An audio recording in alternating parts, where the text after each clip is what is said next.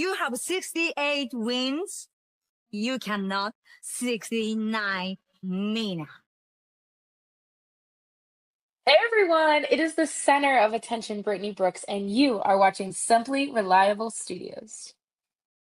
Come on over, Sabu. I'm being see, earlier I said something stupid to him, and now this is my receipt. Okay? Sabu's just sabotaging you. Yep. He sure did. Hijacking. Yeah, he's taking over.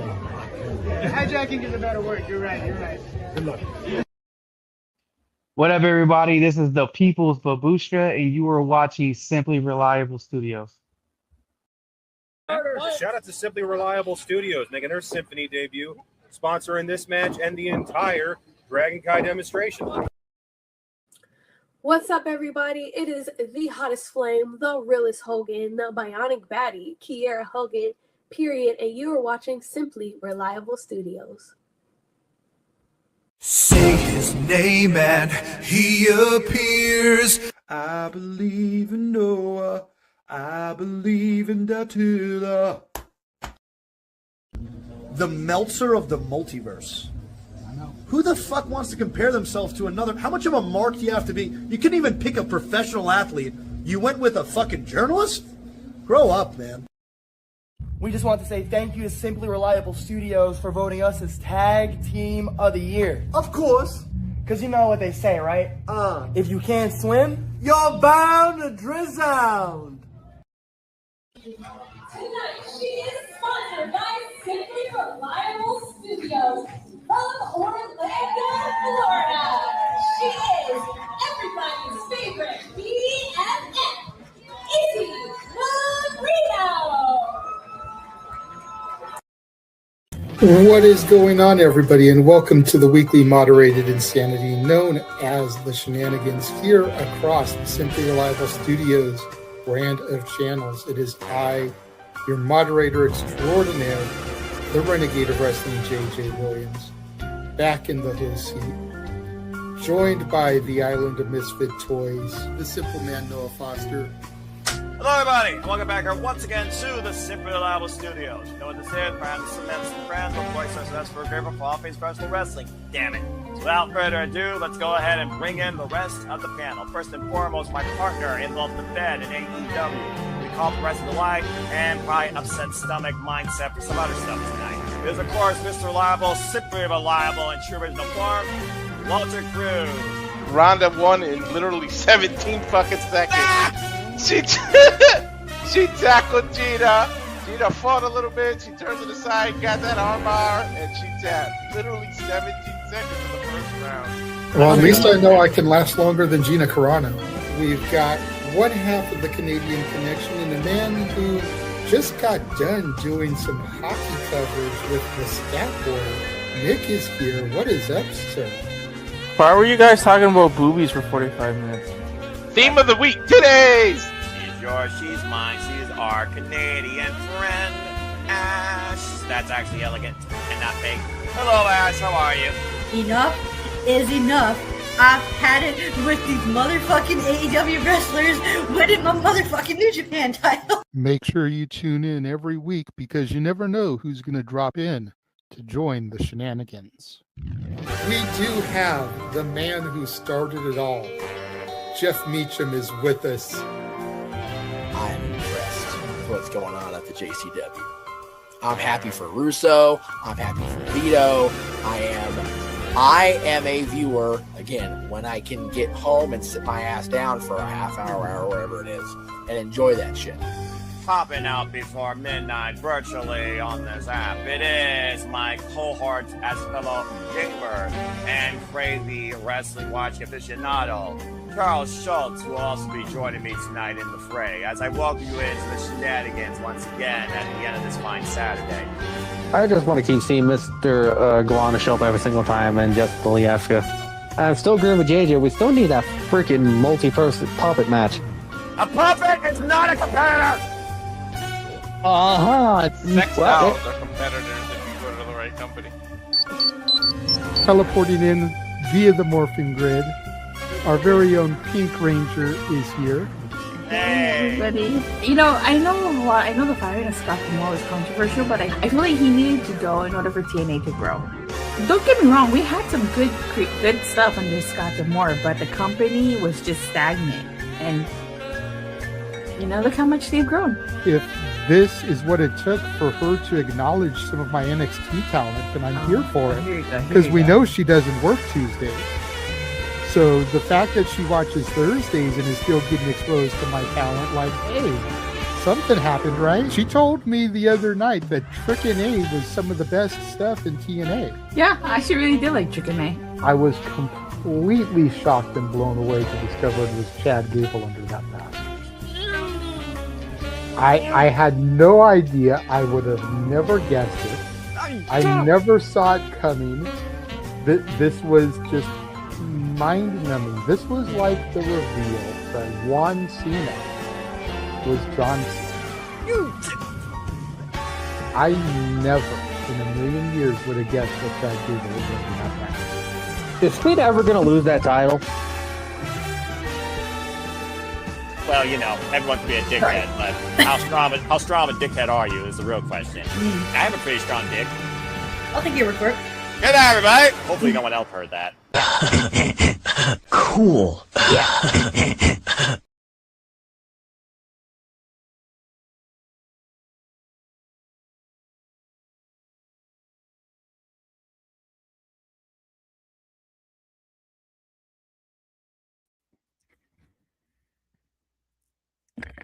Okay, here we go. The thing again. I'm not ready for this. I am burnt out beyond belief. Shoot, I mean, there's not even been anything going on in wrestling this week. But here we go again. Working with freaking children. Good evening, everybody, and welcome back once again to the weekly moderate conversation of wrestling madness. That is the Saturday Shenanigans. I am once again your impromptu host for the evening. Tired as F. The Superman Noel Foster. Good to see y'all once again. Thank you all for tuning in on all the outlets here, the Super Lab Studios. You can judge with the note you could out the YouTube channel. Again, please like, subscribe, comment, tell a friend. If you want to dictate the conversation, Super Chat or PayPal the Passions. It is as simple as that. Good to see you, Fed, and also a person I was already bringing the conversation, always ready to talk wrestling. As you know, I am never alone. Let's go ahead and introduce the wiser side of this evening's panel before the idiots join the fray. First and foremost, he is the encouragement. He is I would call him the founder of all things. If Walt Disney was the man that imagined the magic that became the global conglomerate that we've seen today, then this man is the voice that encouraged all of us to speak our own mind to bring forward what we have created today. It is always a pleasure to have Jeff Muddeff Meacham for the most magical place on earth virtually. Jeff, how are you? You are not alone. I am here with you. I got right. And of course, the Michael thing recently on HBO. If y'all haven't seen it, go check it out. I did not see it in the theater, so I'm looking forward to watching that on digital. I'm looking forward to watching pretty much everything that's gone on digital from Dwayne Johnson, which is why I tonight am partaking, folks, because I feel bad for Dwayne. I do. I feel bad. His box office has been dog crap the last few years, so I got to support Dwayne. And this is how we're doing it tonight, folks. We are supporting The Rock. So there you go. I'm fresh off a day of working at, let's see if I can, D23 out of the convention center, and then we'll be attending tomorrow. I'll be there at 6 a.m. So much like Noah, we hard out tonight. We're not fucking around.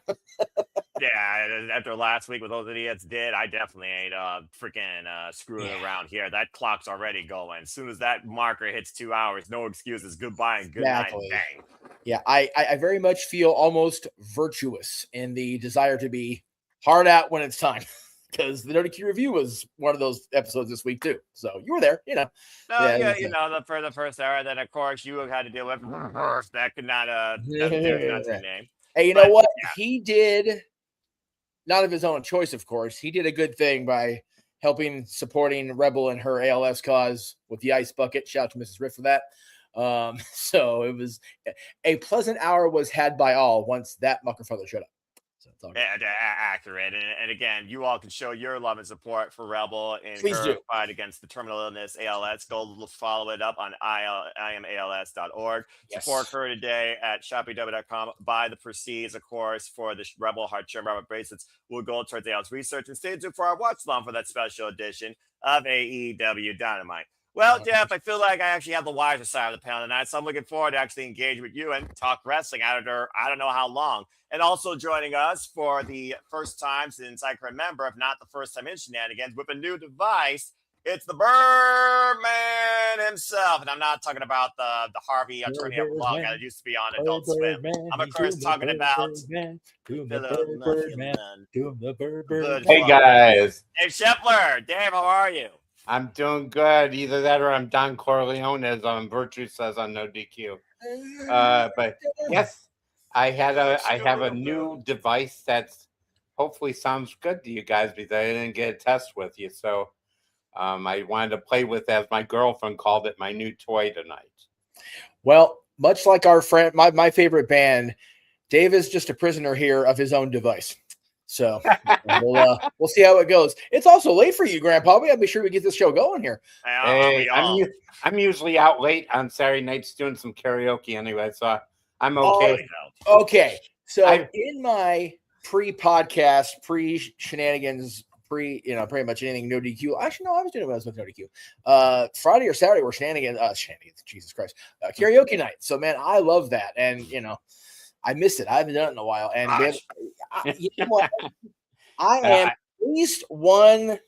See, Dave wasn't in the room. I am at 1.5 glass deep. So you fuck off with your green. I got to see that from backstage, Jeff. Okay, good. I definitely want to see. I feel bad for Dwayne. You know what I mean? We in the company have put so many vehicles behind him, and not only that, DC and just all his stuff, and it's just doing dog poo at the box office, man. Yeah. So we got to support Dwayne when we can. Moana came out. By wrecking my liver. As they said, the live came out a little too quick after the last movie. I think it was the timing. Yeah, I definitely think it was too much Moana in one fell swoop. But Black Adam didn't do well.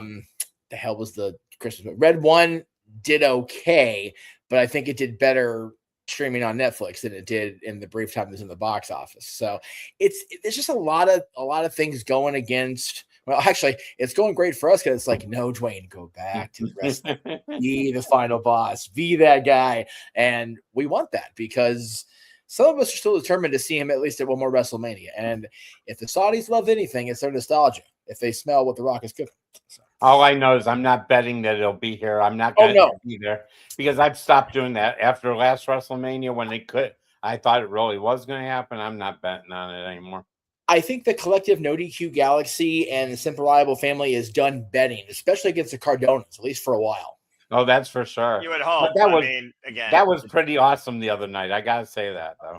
I'm happy for Chelsea. I know Noah's happy for Chelsea. I know Noah's happy that Nick Aldis decided to give Chelsea Green that 30 days. So we're bouncing. This is the most formatless Shenanigans I've been a part of in a while, y'all. And I'm drinking, so fuck it. You know what? You're drinking. I'm tired. I'm rolling with it. Dave is actually here. He's part of the conversation. He's chilling along with it. I'm sure it's the chat. And at the end of the day, what used to be literally just talk wrestling was probably an inspiration for what became up on Night that has evolved into the Shenanigans, whether it's Saturday night or Sunday afternoon. But hey, we've already talked a bit, so without further ado, Jeff, Dave, and Super Reliable Studios community and No DQ Galaxy enthusiasts that have joined along the fray too. Let's get right into it, because guess what? There is no agenda. As far as I'm concerned, this is an open discussion, so anything's on the table. Whether you're drunk or sober, I mean, just look at the week this week. I mean, we're pushing towards All In. TNA's pushing towards the Knockouts Television Championship. I almost said World, but they don't use World in that title for TV reasons. And then, of course, we got Bloodline 7.0. Chelsea Green is still freaking the WWE Undisputed Women's Champion. And Punk and Kevin Owens, they're beefing. So there's that mic drop. And, of course, the only wrestling I followed up with this week, because I have had the ultimate week from work preparing for the academic year and now working between two locations preparing for that. The only wrestling I've followed is New Japan with the G1 Climax. And, of course, the finals or that's coming up Sunday morning. But yeah, honestly, this week, when you think about right now, the drive for wrestling, it does feel a little bit like a stagnant season, unless you're looking toward All In, which will be AEW's biggest show of the year, and seeing if Will Ospreay, which you know the extent of what his liver is capable of, will be taking on Kenny Omega to finally see if he can pull that trigger and seize the AEW World Championship. But MJF is also back in the fray, and he's calling himself the one true champion right now, which tells me there's a lot to look towards the fall season with The that. OTC of AEW. That's right. You know what? Might as well. I mean, freaking day one, much like freaking Darby Allin, Kenny Omega, freaking Heyman Adam Page, and John Moxley for that matter, who's putting everything on the line. Hangman Adam Page is a bitch, and he just went this for himself and cost everybody everything. So still fuck that guy. I don't care how much Swerve respects him or the fact that he's a trios champion. Oh no, he's not, because Ricochet and his boys beat him. I forgot about that. No, they didn't. No? Okay, I don't know. I keep up a little bit with Collision, but like I said, the only wrestling I watch live anymore is not mine. So Yeah, I think this Wednesday will be the first Wednesday I don't actively have anything going on, so I just may watch it myself. We'll see. Well, there you go. It's that post SummerSlam, not quite all in August, like cruising. Like we're just kind of coasting. We've got. This coming weekend, so next weekend, if we're still on Saturday, Sunday here, we've got a lockdown and Ring of Honor, Death Before Dishonor. Death Before Dishonor. Thank you. Those are both next weekend. All In is just over that horizon, and then you've got the weekend after that. We've got Sunday night's main event. And then the weekend after that, we've got Triple Mania. So we're not wanting for weekend warrior in here. We've got the wrestling to watch on the weekends when we're not IT directing, Disney doing, device manipulating, bird watching. Bird man. Dude, we are going to get Coco to re-record that song just for you. I'm going to make that my life's mission before he dies or retires. It's going to be a thing now. You got me focused. You gotta keep mentioning the bird, because that's one thing that happened the other night, and Noah was just laughing like crazy when my bird decided to go off the rail. Chicken dance didn't help matters either. No, Aaron and Virgil doing the chicken dance just made me pop, and I'm like, I am trying to not be crazy right now. I gotta go to work in a minute, and that made Rift blast me several times. Yes, they did.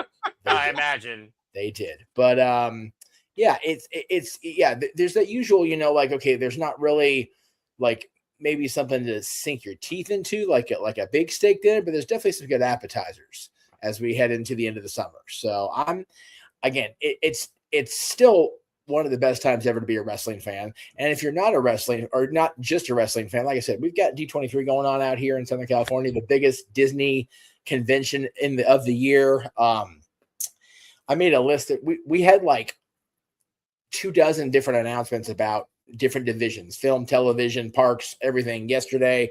Today was just a lot of crazy. Tomorrow's gonna be crazier.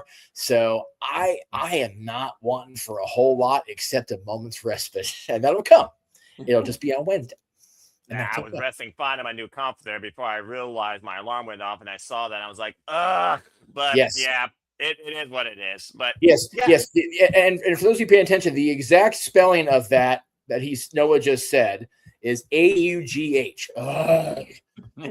Let's go to show how exhausted I am. I went Charlie Brown tonight versus just annoyed simple man. What does that tell you? Well, but I love it though.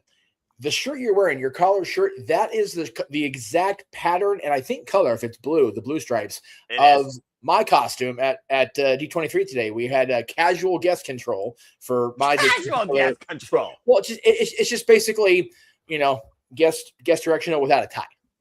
It's what it is.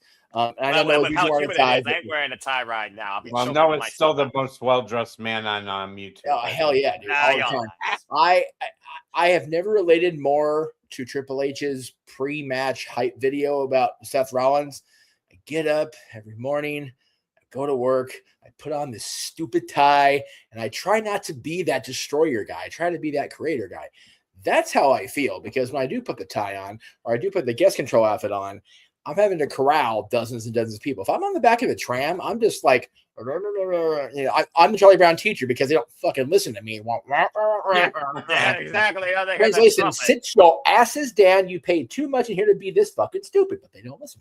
Well, you could say it like that. I could if I didn't actually enjoy being employed gainfully by the Walt Disney Company. I could definitely say it like that. But I won't.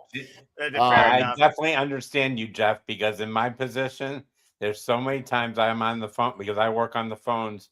Yes. So many people that just are have no common sense whatsoever, and my inside voice is saying something, and I'm thinking, I can't waste 25 years at the job I've been at to say one word I want to say. No, both of you are in a position where you cannot be a Randy Orton and give in to the voices in your head, even though they talk to you and they understand. You cannot give in to those voices because Don't trust me though. I've said stupid more than enough times in my career that's going 15 years strong, let alone this week. And again, this is the money I made this week when it came to finally becoming salary, and I'm appreciative of it. There you go. Four Well, digits.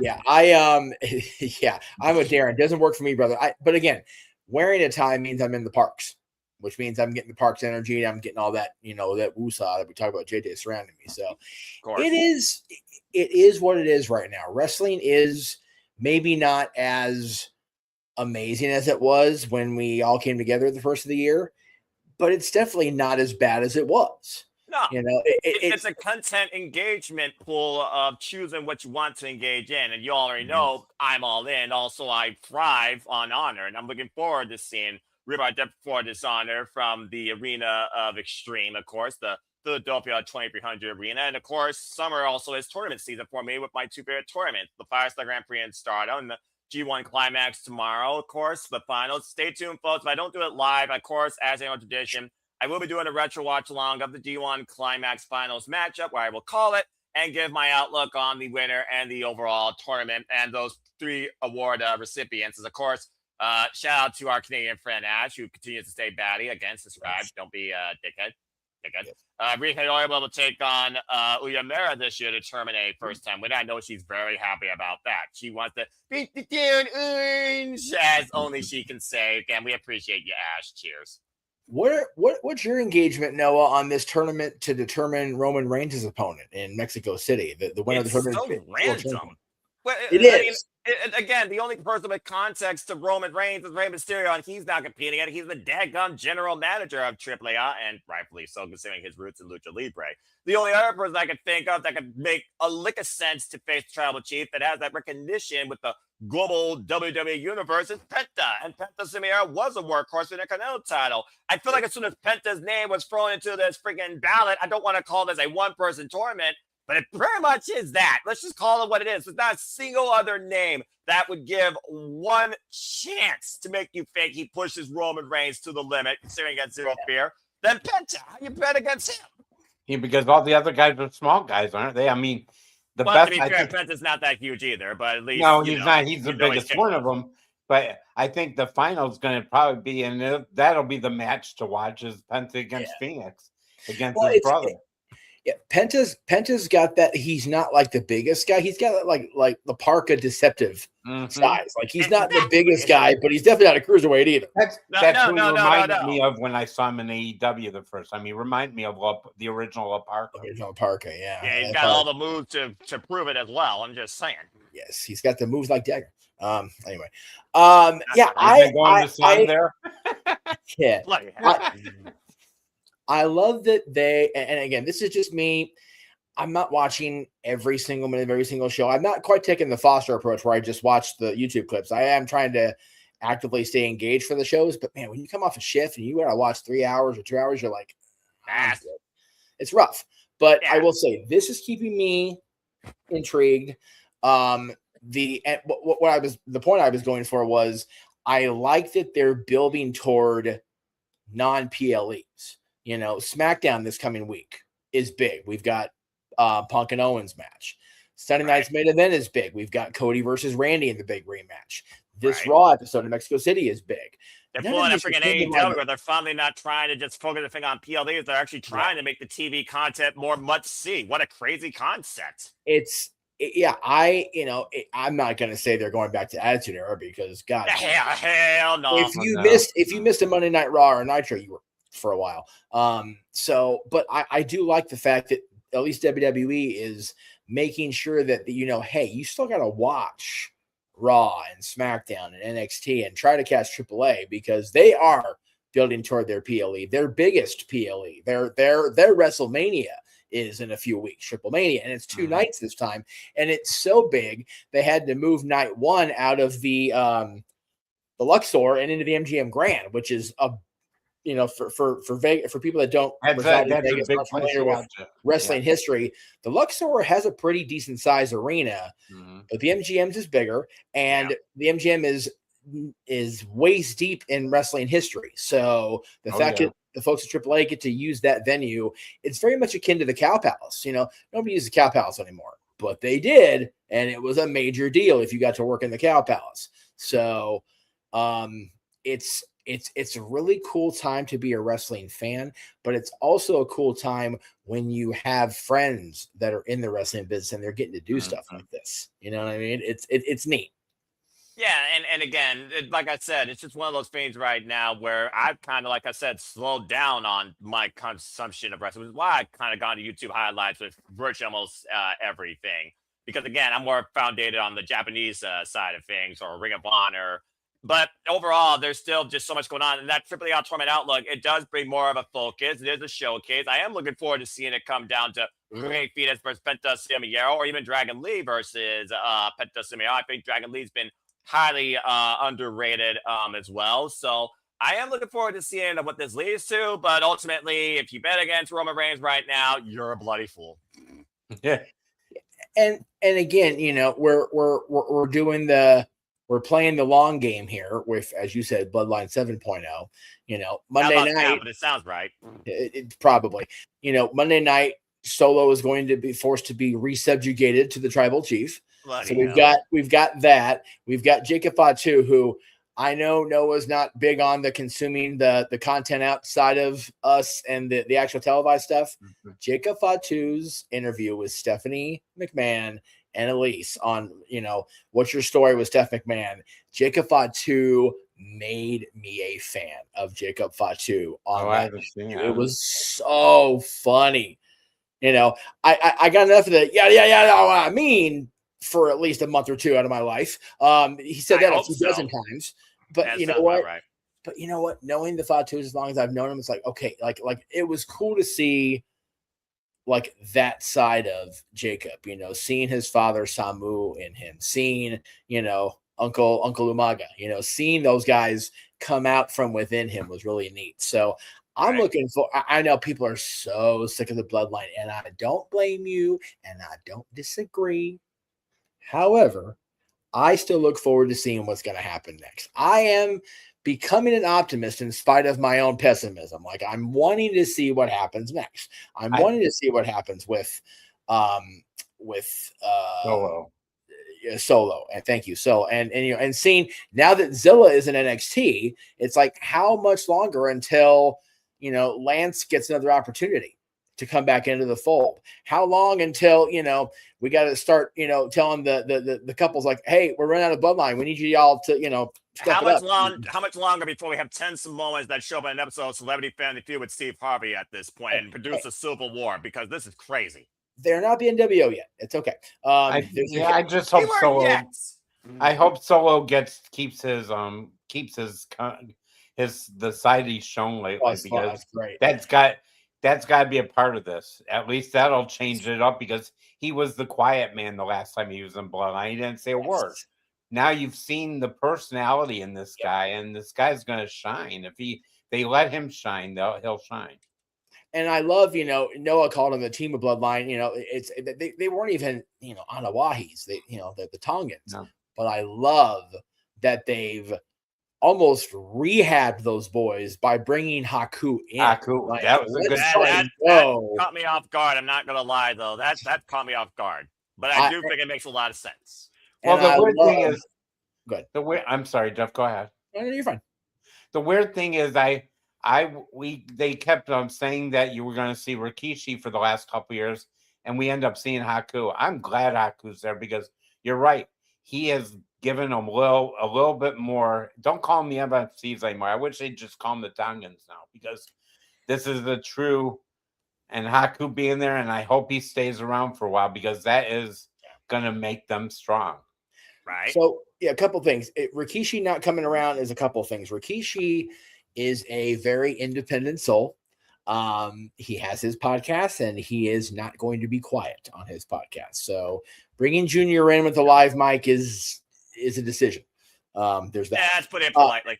And there's also, as far as the name for them, they can be the MFTs. What if I said MFT stood for 2 years? Motherfucking Tongans. Well, that works. It works for what it's worth. If they don't say motherfucking on, USA, they can still say MFTs. And now that Haku's there, they really are the motherfucking Tongans because I ain't messing with Haku. Like, are you kidding me? Haku was legit one of the most dangerous men in the wrestling business. And He's him a as a tough manager SOB, for definitely. what basically are his sons only adds to that further danger. Plus, here's a little bit of a spoiler for it. So we are wrapping up the week. Ladies and gentlemen, your new SmackDown Tag Team Champions are the Tongans. Can we talk about what a championship centric show last night was? We had this go down.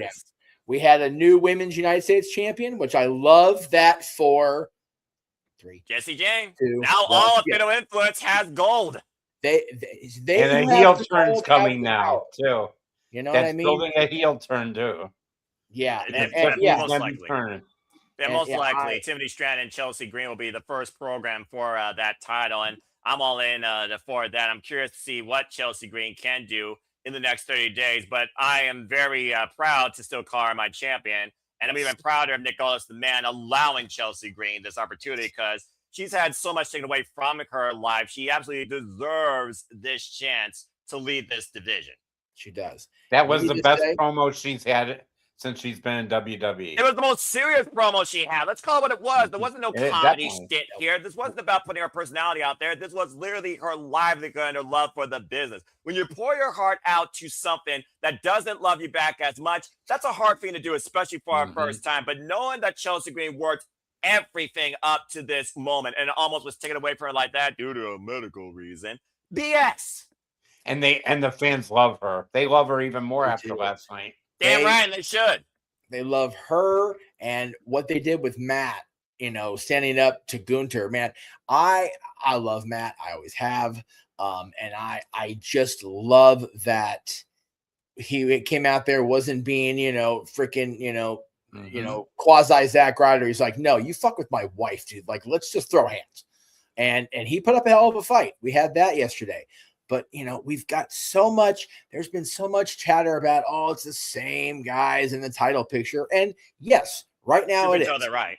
Punk and Owens, Orton and Cody, Reigns and fill in the blank. Great. Okay, you know what? We've got a brand new Intercontinental Champion after SummerSlam who's been fucking deserving of it for God knows how long. We've got a United States champion. We got a U.S. champion who I will fight you to the fucking death because I love me some Baron Corbin. Fuck you haters. I don't care. I love Corbin, and I love that he's back. And with all the love and respect I can ever muster for Kofi Kingston and Austin Creed, who, by the way, my dad popped me this week. He was reading a report about Kofi and somebody going on the Jericho cruise, and he said, "Who the fuck? It's Woodsy." He saw Austin Creed. It was like, "What the fuck?" Hi, Dad. It's a real name. I love you, Father. I do. So yeah, with all respect to Kofi and Austin Creed and these guys that didn't want to take the pay cut, fucking Corbin stepped in. I will take the pay cut and I will win the U.S. title. You know what? You can't ask for much more than that. I love that he's champion.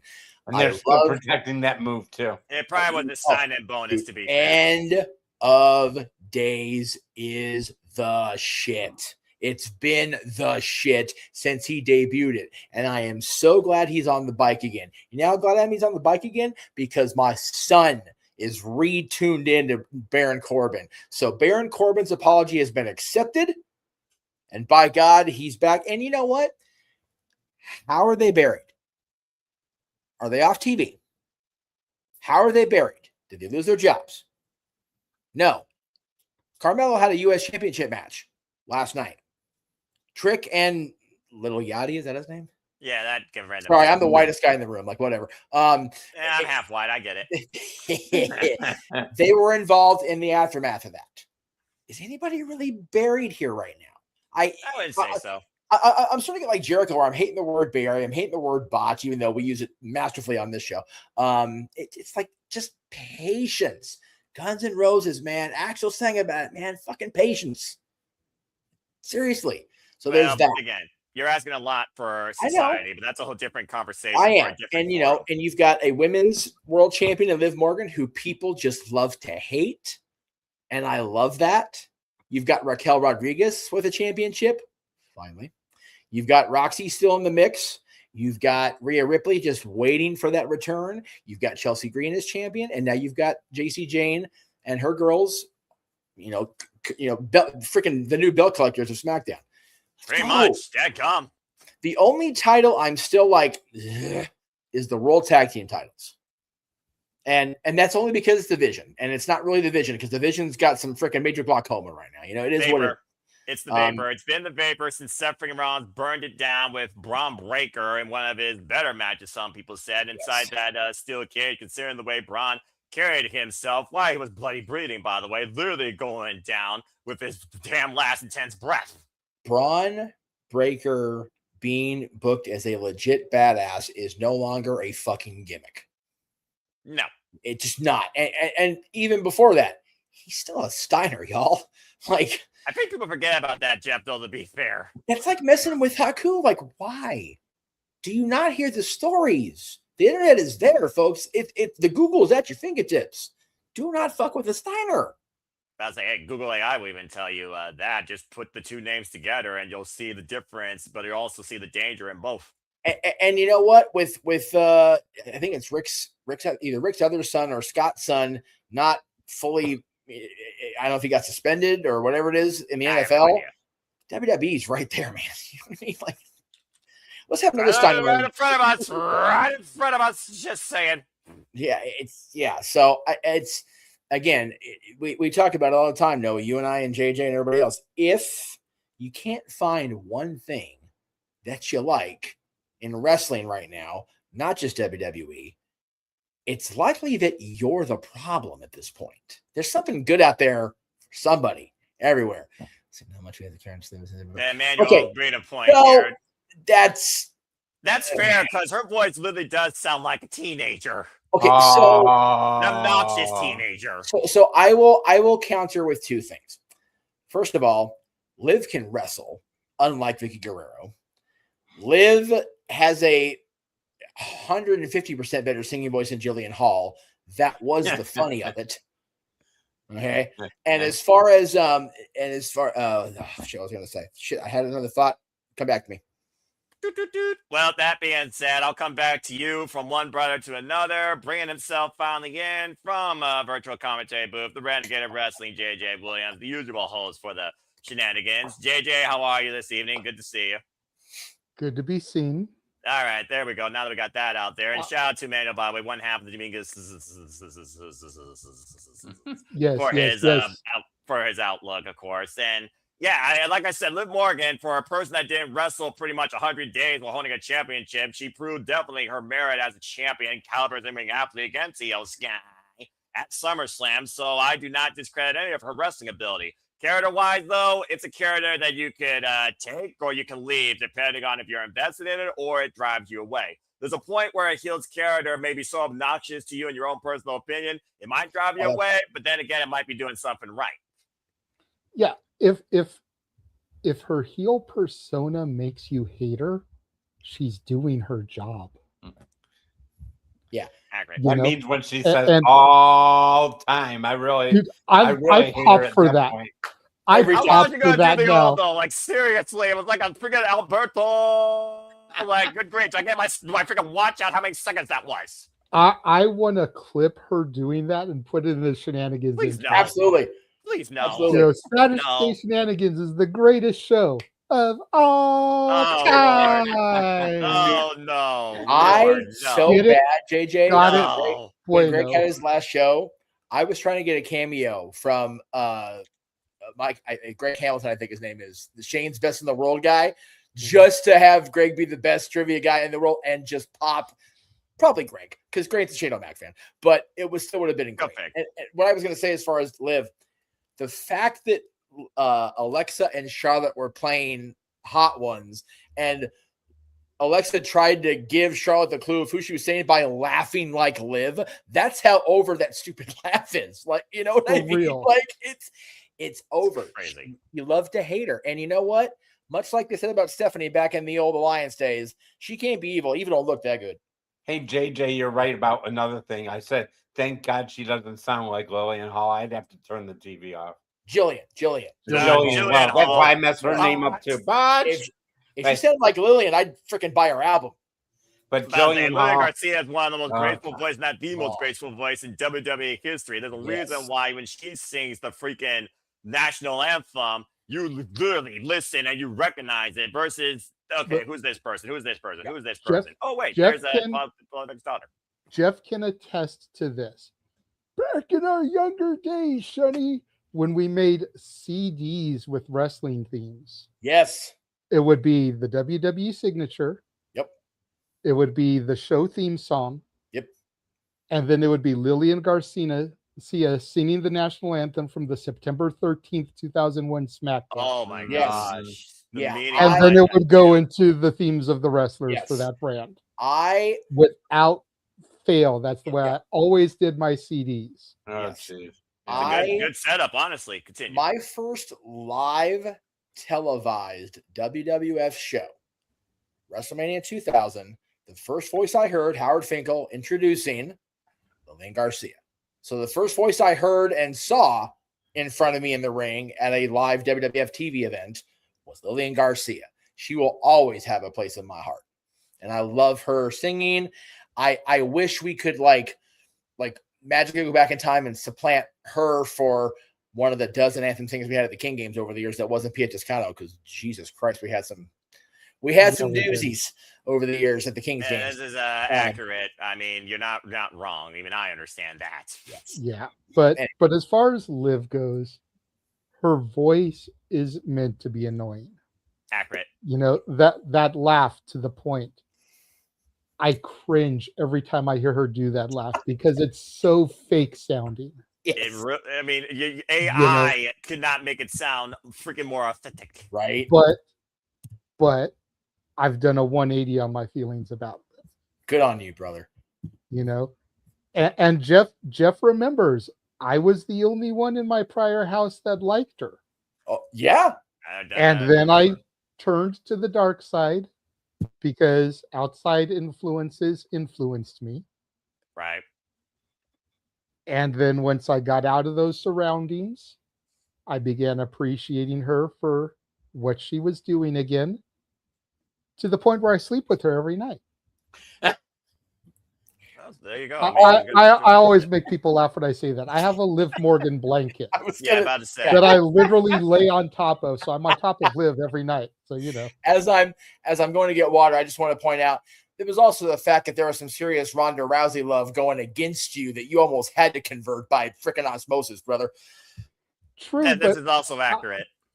But I defended her Money in the Bank cash in. Like, I was the only person in that house that understood the purpose of Money in the Bank.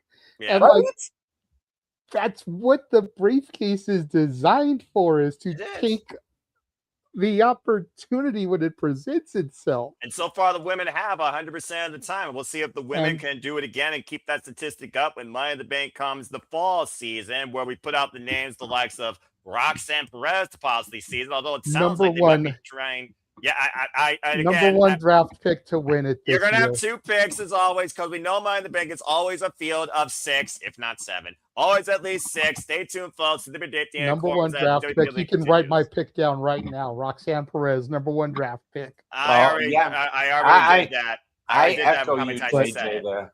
I echo you. And because if Raquel didn't win the title, I would have said Raquel. But with Raquel winning a title, I think Roxanne's time. That just came so far to left field, though, considering Saruka just got that Women's Intercontinental Championship. And truth be told, Raquel, she hasn't had a singles main roster title yet, so I'm happy for her. But the last time she was treated as a serious threat was my NXT when she was the NXT Women's Champion, and she No. freaking That wasn't do it. your NXT. That was my NXT. No, Raquel Rodriguez was my Oh, NXT. Raquel, my bad. I thought you were talking about I'm not Raquel. going to botch My you bad. because I didn't say anything wrong, but you Yes. just misheard, so I'll give you a bye for that. That's fair. That's fair. Yeah. Yeah, don't argue with the man but- that knows but- the black and gold, all right? To your point, though, about the 100 days not defending it, I think, and kind of side tangent, but connecting it back to that you mentioned about Liv, I think fans would have rioted if they had stripped Chelsea after letting Liv go 100 days without defending the title. Accurate. You know, the fact that they're allowing Chelsea to take 30 days, get a mask, get cleared, whatever. Good on Nick for doing that, man. I heard that promo, and I'm not going to lie, I got emotional hearing Chelsea. Same. You know, you got to have a moment. You, your wife, your kid, you were a champion, Nick. Your wife was a champion. If anybody should understand, it should be you. You know, Nick Aldis, the general manager, thinks he's doing the right thing, but Nick Aldis, the man, I'm giving you 30 days. I was like, yes! I'm literally freaking driving from Barstow back down the hill with tears coming up in my eyes hearing that. So, And Superman doesn't Well, cry. she's definitely way more than a comedy actress. She's a good wrestler. She always has been. She went toe to toe with Penta in Lucha Underground. Yeah, and she said she'll never do that again, but the friendliest person she ever worked with and the easiest job she ever took in her life, as Chris Van Vliet got from her with the live show. Not to mention, Laura Vanessa, the former TNA Knockouts world champion. This young lady has also been on an excursion throughout Japan at one point, was once involved in the original class of Women of Honor. I've always been fond of Chelsea Green. I'm so happy to see how much she has achieved and the fact that they are letting her finally be the face of a division and lead as the champion. Because, damn it, we need somebody to make SmackDown great again. And Chelsea Green's always been that. She just never had the gold to prove it. Now she has not only the gold, she has the chance to prove it in both gimmick comedy and in both seriousness. And you got to see the serious side of Chelsea Green for the first time in WWE probably ever. Yeah. Yep. And, That was the first time kids, wrestling bookers, take note of yesterday's SmackDown. Yep. That opening segment is how you do a show. Yep. Because of this, you ended up with Cardona versus Gunther. Yep. Tiffany Stratton got injured, which cost her losing the title. Damn it. Face off with Nia. Yeah, so much of the rest of the show fell off of this segment. This is how you write a television show, folks. And you saw how A they televised blended into wrestling each other, product. Too. They blended into each other wonderfully last night. That's Well, once in a while, they know how to do that. I mean, this used to be the formula for the Attitude Era if we're going back in time. The fact of the matter that you get this so rarely anymore in a continuity state on TV, at least once a week, if not just for that week, is rare across all the wrestling companies. AEW has sometimes did that, for example, with Kenny Omega's decision with the Devil MJF. That's one of the more recent ones that I can remember. And SmackDown did for the first time I can remember in a WWE show was when it's surrounded with Chelsea Green and the outlook of her. Can she still be champion? Okay, maybe you can still be champion. What's to come from it? Who buys into you that you can be champion? It made actual sense. And like I said, once in a blue moon, TV and wrestling can actually follow logic on a 2-hour broadcast, believe it or not. And Friday Night SmackDown was the definition of that. Let me ask you guys a question, because I heard this point discussed both on WW Radio /Busted Open Deep plug. and on the internet through like X posts and stuff. General consensus from a good chunk of the IWC is that SmackDown is quickly becoming the A show again because it's the show that Punk is on. Yeah. And the Punk KO stuff has become very compelling. Yep. Considering the personal history of those two having it's coming forward for the first time ever in WWE, I can see why. Oh, wait, there's the key word. First time ever. Then the secondary is the Cody Randy stuff. Yep. The legacy renewed. Then you've got Chelsea.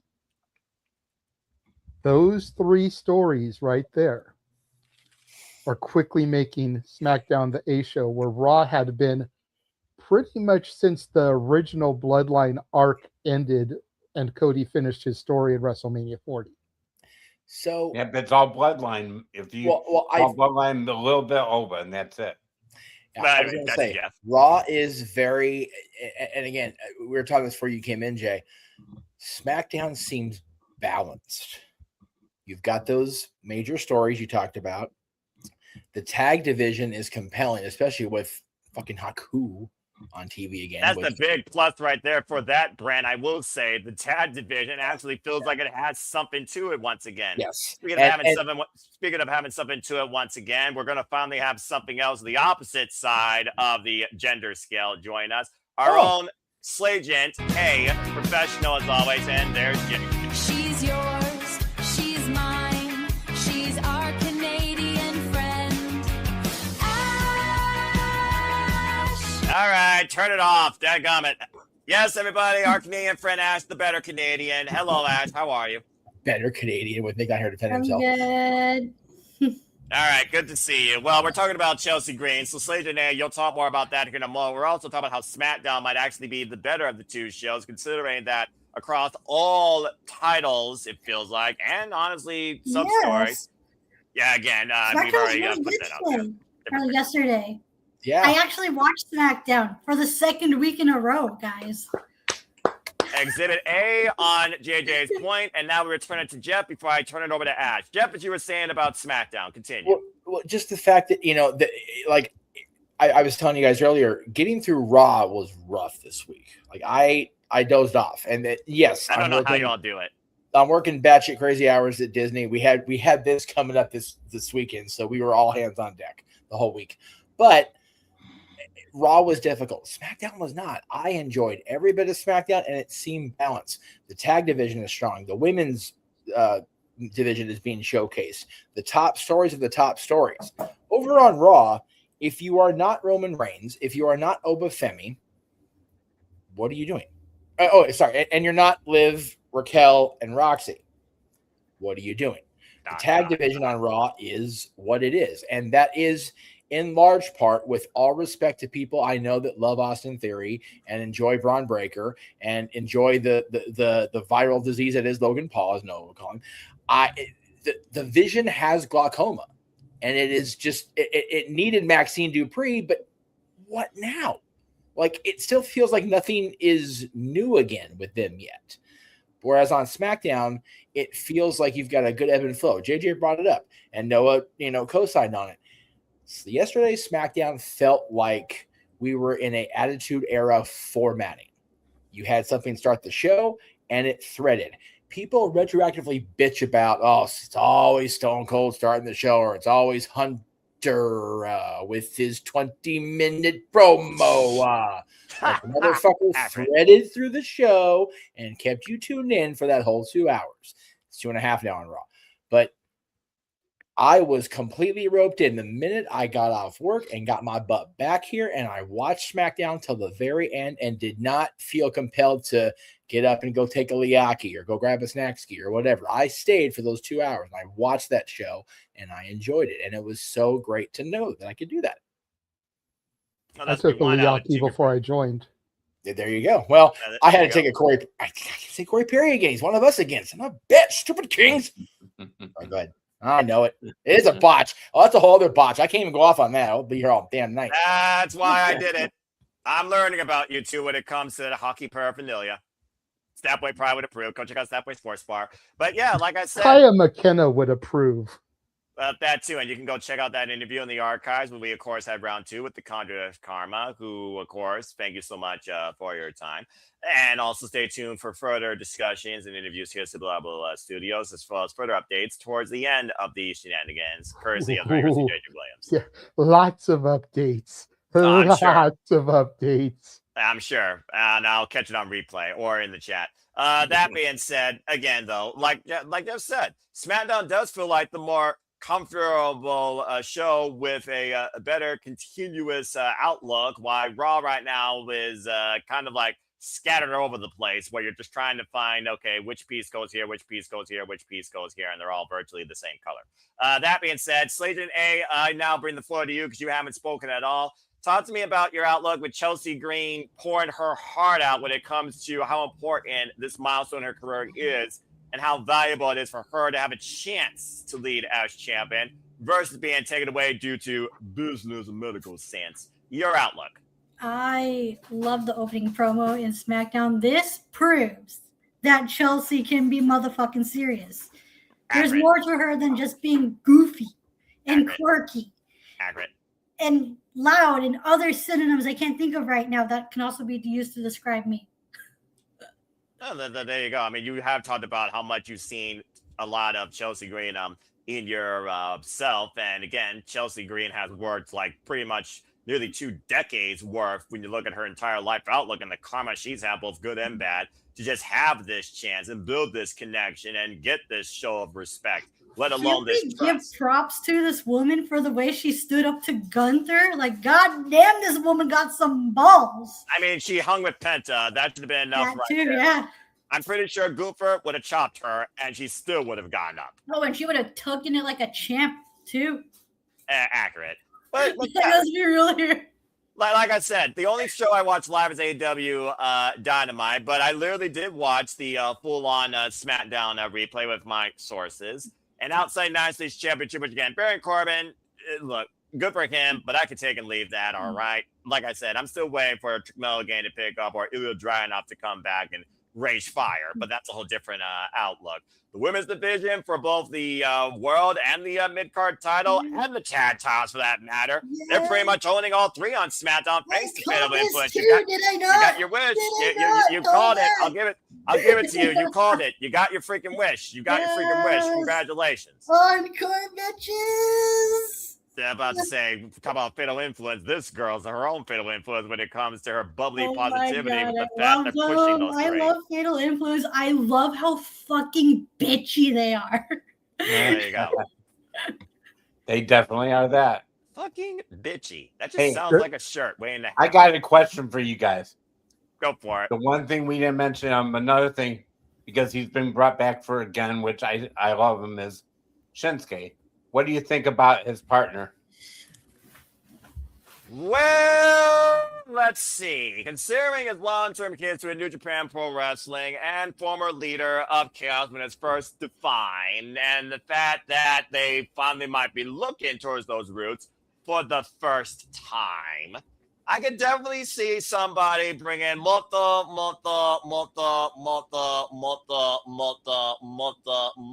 to WWE sooner rather than later. In former IWGP Junior Heavyweight Champion, face the Junior Heavyweights, passing the baton for Future Thunder Liger, saying that I will take this further than all the work that you did, and I thank you for it.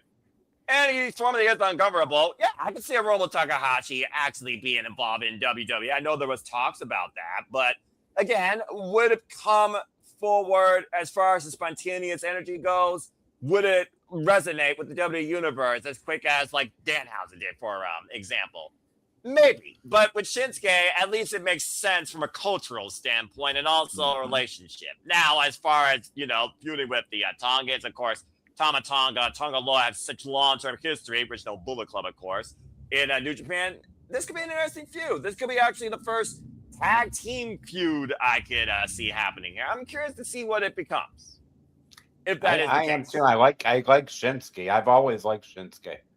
Well, I mean, they squandered him on the main roster since I don't know when. I mean, come on now.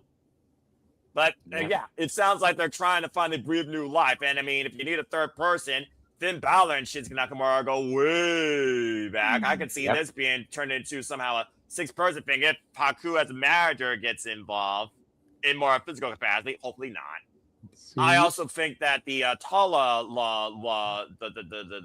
one is still there. So yeah, there's your 6-person feud right there. So yeah, I'm curious to see what this comes.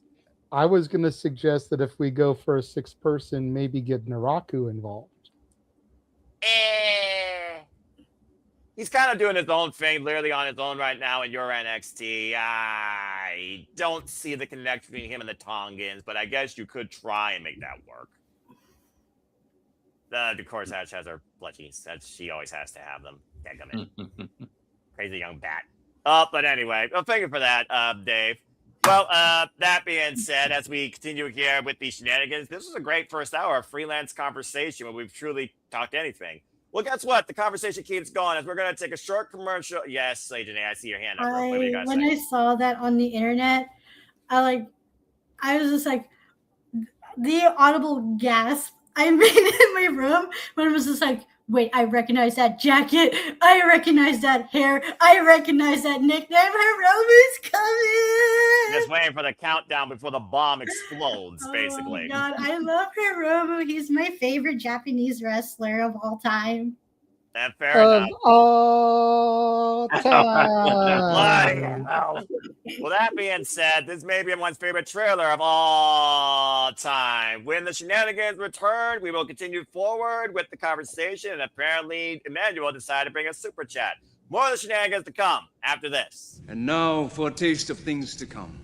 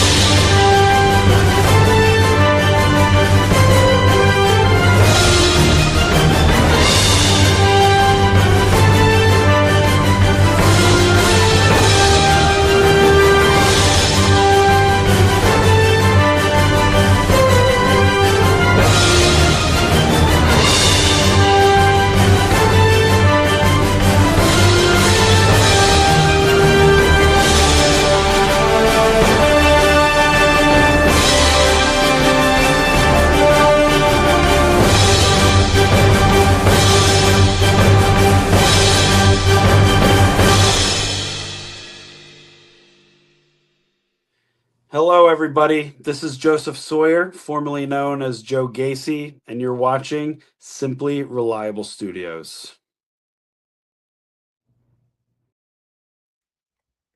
I always appreciate that. And as always, here at the Simply Reliable Studios, as that trailer shows, here we truly encompass, celebrate, engage, pontificate, analyze, criticize, and react to all the wrestling. And welcome back in here to the Saturday Shenanigans. I am your impromptu host for the evening, along with Rank Wrestling JJ Williams, Jeff Mudder from Meacham, Dave Scheffler, and our Canadian friend Ash.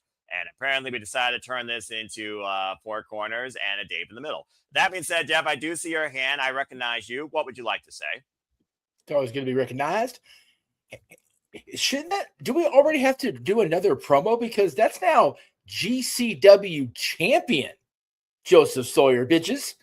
Spoiler alert. What? Yeah. Yeah, he defeated Atticus Cogar tonight. Well, I'll be damned. And we have new GCW tag team champions as well. Busta and the Brain were dethroned by Sam Stackhouse and KJ Orso. So it finally happened. Man, they had a hell of a run. I'll tell you that much. They did. And it's funny because if you watch them after and you look at the post that Brett Lauderdale put out, it looks like that may be their farewell. Which would be interesting because I know they're promoted for a few more shows coming up, but it definitely looks like they may be on the down end of their GCW run because, yeah. Interesting. Well, we'll have to see how that evolves things going forward. And of course, as you saw in that trailer, next weekend is definitely going to keep us very involved. As Jeff Oh, yeah. pointed out at the very beginning, we have Ring of Honor Death Before Dishonor, and we also have TNA Lockdown. For those that don't know, TNA Lockdown, they're bringing that back after over a decade. Virtually every match will take place inside a steel cage. To give you a little bit of an outlook towards both those cards, we have Bandido defending the Ring of Honor World Championship against Nick Wayne. Step DeLander challenges the Virtuals Dion Purrazzo, your favorite Ash, Darling Castle, along with the Outrunners, my boys. They defend the Ring of Honor six-man tag team championships against the Lethal Twist. And Nigel McGuinness gets one last chance at the Ring of Honor Pure Championship against Lee Moriarty, if he's not injured to an extent that he can't compete, because, spoiler alert for those who didn't watch Collision, he was able to outlast the wrestler Katsuyori Shibata, but there will be an update regarding the Continental Cup this coming weekend's passing when it comes to the blind draws, as we now have our final eight. Also, Leo Rush, it's fine, everything's fine, will defend the Ring of Honor World TV Championship in a fight without honor against Action Andretti. And of course, following Ring of Honor, Lethal Lockdown, here's your card. Your boy Kazarian is going one-on-one with Moose finally in an escape the cage match.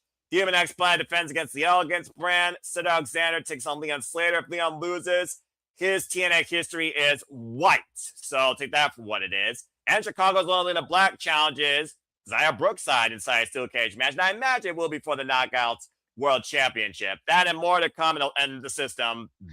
It's in Lethal Lockdown. Who didn't see that coming? That and so much more to come this upcoming weekend from TNA and ROH, just to bring y'all a little bit of an update on both those big shows. Frankie, you have a beautiful wife, handsome child, great career. Here we What's go. in front of you, even? Here we go. What is wrong with you? The Angels won tonight, for God's sakes, Frankie. Look, listen. You have a life to live. Listen, the face of the franchise of this generation TNA takes on one of the faces that was deemed the future of your TNA for the first time ever. Come on now. Okay. Moose needs to know his role. He doesn't know his role. No, he's not the face of anything. Yes, Frankie he is. Kazarian, I will He come has over run there. TNA Come over since there. Kazarian went Do all not make me come over there. No. You want to come over here? We'll talk about this all night. I don't care if JJ's referee. He ain't stopping me. All right? You know what I stand for in this TNA, all right? Your boy Kazarian had his golden moment, all right? He freaking instigated Moose because he couldn't keep his damn mouth shut. Now he's going to get tossed pillar to pillar across the steel cage, as he should be. I agree with you that Frankie needs to not be instigating who he instigating, but if Moose is going to call his bluff, the King going to show him why.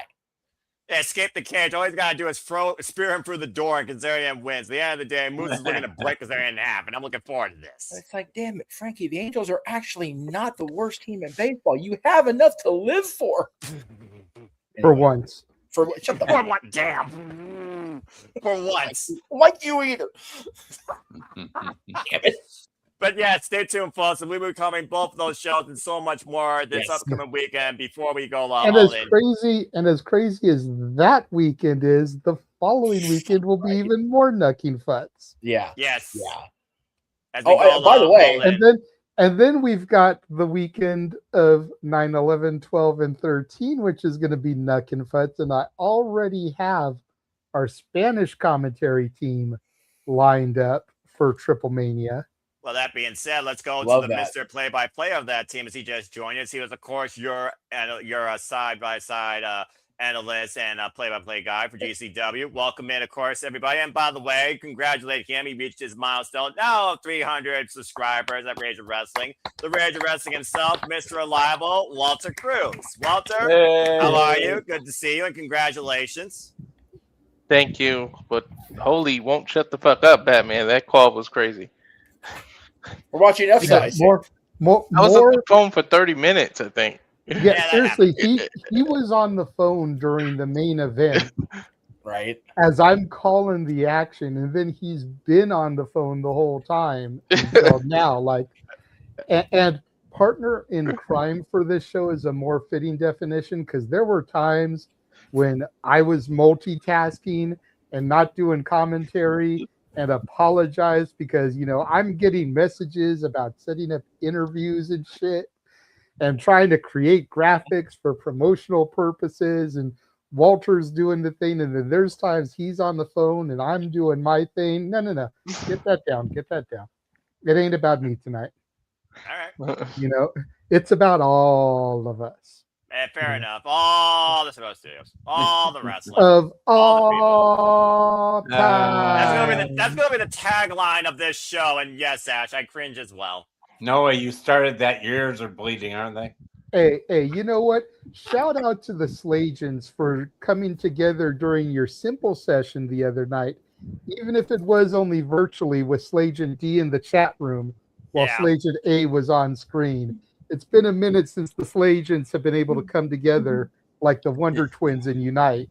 Yeah, well, soon one day they'll get together and they'll start their pop culture podcast. Stay tuned for more on that, and follow the Till of the Day at Pop Culture Powerbomb, her new venture. And you can go check out the simple session in the archives this past weekend. Stay tuned for the next one, date and time to be determined. Usually Thursday night, 7 p.m. Eastern Standard Time. We'll see what this week brings. Continue. But yeah, just I felt so bad about some of those matches, and Walter came in clutch, carrying the load when I wasn't able to, and then there were times when we were tag teaming, then there were times I had to carry the load. It's good to have a team where everybody can kind of do the thing, you know what I mean? So the flexibility and adaptability is key for any sort of environment to continue to thrive, much like my job and my team as we've been dealing with what's been happening. But together we strive. Well, that being said, thank you for that, JJ. And again, thank everybody that is tuning in so far. If you haven't already, please like, subscribe, follow, comment, tell a friend. If you want to dictate the conversation, as always, Super Chatter, PayPal of Passions. It's as simple as that. And Matt, we're doing very well tonight. And Safet bringing in the pop culture with the Star Wars reference. So there you go. But again, I don't follow either side. Never seen any of the movies, and I'm just not part of that culture. That's a shame, man. You've at least got to watch the original trilogy. No. You have a dark side. I will forgive you. Noah, listen, I will forgive you if you don't want to watch the prequels, the sequels, the little offshoots like Rogue One and Solo and the Ewok. Okay. I won't make you do that. You got to watch the original trilogy once. They're even releasing the original 1977 version to theaters next year for the anniversary, the 50th anniversary. If nothing else, go see that then. No. That's all I'm asking is the original trilogy, bro. JJ, only you and me were around then. You were a year old, but I was a little bit older. I think I was less than a year old because I'm an August baby. So I think the original movie was like May or June or April of 77. April, that's right. Geez, I was 10 years So old. I wasn't even a year old yet. So I was an old 10 then. So. And once again, from your friends at Disney, you're welcome for those re-releases. My brother is May 4th, 1976. So imagine he's heard May 4th his whole life. That's wild. Well, what's also wild is the fact that, of course, again, I say age is just a number, but to JJ's point, it is his birthday month, and soon enough, he will be reaching his own milestone. Congratulations to you. All right. Yes. Well, that being really quickly, since that came up, because I did mention it in the group chat, I didn't really get any feedback from it. So just on the air, does anybody object to doing Sunday brunch shenanigans next week? Because I do have plans the evening of my birthday, which would prevent me from being here for my birthday, which would prevent a birthday shenanigans show. Yes. Noon Pacific, 3 Eastern, like normal. Because I know you're going to ask what time. Well, right, because I work at 3:30 Pacific on the back of the tram, so I can be there. I just have to probably dip out a little earlier. That's fine. I don't mind doing that because again, that allows me to sleep, and then again, it's the middle of the afternoon, and that's also prior, I believe, to Leap Lockdown, which I think is on Sunday again versus Saturday, which again, Sunday shows at night still bug the living daylights out of me. But okay, that I sounds can fine. sleep in too if you want. Guys want me happy, that's good for me. If you guys want me. As far as I'm Lee, concerned, if you're welcome. watching and these are gone, don't blame me because these shits are nasty to me. I hate those. I just tried one and it's disgusting. Oh, Well, you don't like a good cream pie, Walter? Well, I got 3 kids, so I think I do, but And on that note, I'm just gonna say the Little Debbie treats, your own assortment. I'm just gonna stick with zebra cakes and leave it at that. All right. Well, thank you for that random tangent. You talk Hold on, about we gotta kids, get- Walter. I have a second grandchild due in 9 days, but I talked to my son tonight, and my daughter-in-law swears she thinks she's going to be ready by the middle of the night to go to the hospital. Damn. Jesus. Damn, talk about calling your own time right there. Call your shot, Gauntlet. Well, I mean, we know we have a casino gauntlet coming up at AEW All In, and MJF is number 2, Andrade's number 1. We're So- talking about August 23rd, yes? Just to be clear? Yes. Correct. Yes. Okay, right now I'm currently not scheduled. So I'll Cool. keep you Woohoo. updated this Tuesday. All right, Yes, sounds thank good. you. As you always do. All Because right, next well, Saturday, the 22nd, is my birthday, but I'm That's going right. to be going to a show that evening. good on you. So, as we are sponsoring Jasmine Allure for the show, we get a front row seat for said show. Nice. So, get to sit front row and watch the person we're sponsoring wrestle. So, You're watching top tier talent, So- though. So, I mean, JJ, you and must. that show is actually going to be in Anaheim. Oh, there you go. yeah. So that Saturday night, I'm off at 8:30. Where in Anaheim are we at? I'll send you the location. Show starts at 8. Okay. So, Well, I mean, you can get there late, but yeah. you can So still meet yeah, up there. yeah. 8:30 means I clock out at 8:10, and it's not if it's not too far. I also say this: you must unlearn what you learned from your last birthday at a wrestling show, and don't come home with freaking shredded beef for a chest. If I were to, it would be shredded beef by nothing but women. Because you the wait show till is Future of Women's Wrestling, which is an all women's promotion. Correct. So if I came home with a chest of shredded beef, all the women would have been doing it. And wherein lies the problem there, Jeffrey? Yeah. Okay, so you wait till I get there with my camera. So story time for Uncle Dave, not the one from NorCal. Yeah, fuck that guy. Story time for Uncle Dave, since he did ask what happened. Yes. Many, many moons ago, and we're talking like 15 years at least, 14, 15 years. Yeah. Jeff and I were going to a company called Battleground Pro Wrestling that ran out of Garden Grove, California. Yeah. We would take 2 buses to get there every month. And we were basically their social media ambassadors before social media ambassadors were a thing. Yes. We were promoting their matches. We were filming their matches. We were posting them on YouTube to gain recognition and traction. We were interviewing their talent. And so for my birthday one year, since we had become very, very friendly with the crew, I was baptized by the locker room, which means my shirt came off. I got posted up in the corner, and the locker room ran through chopping me. Oh, jeez.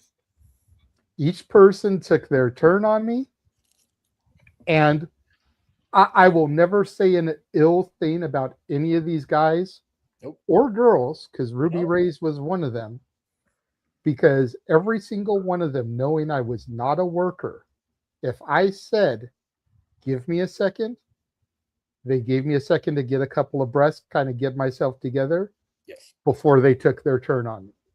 They did.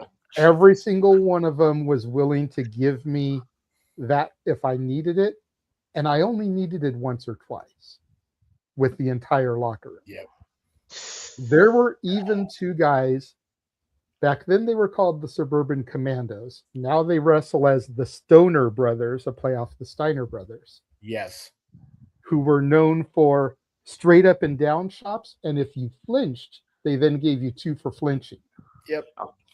I did not flinch when they gave me their chops. He did not.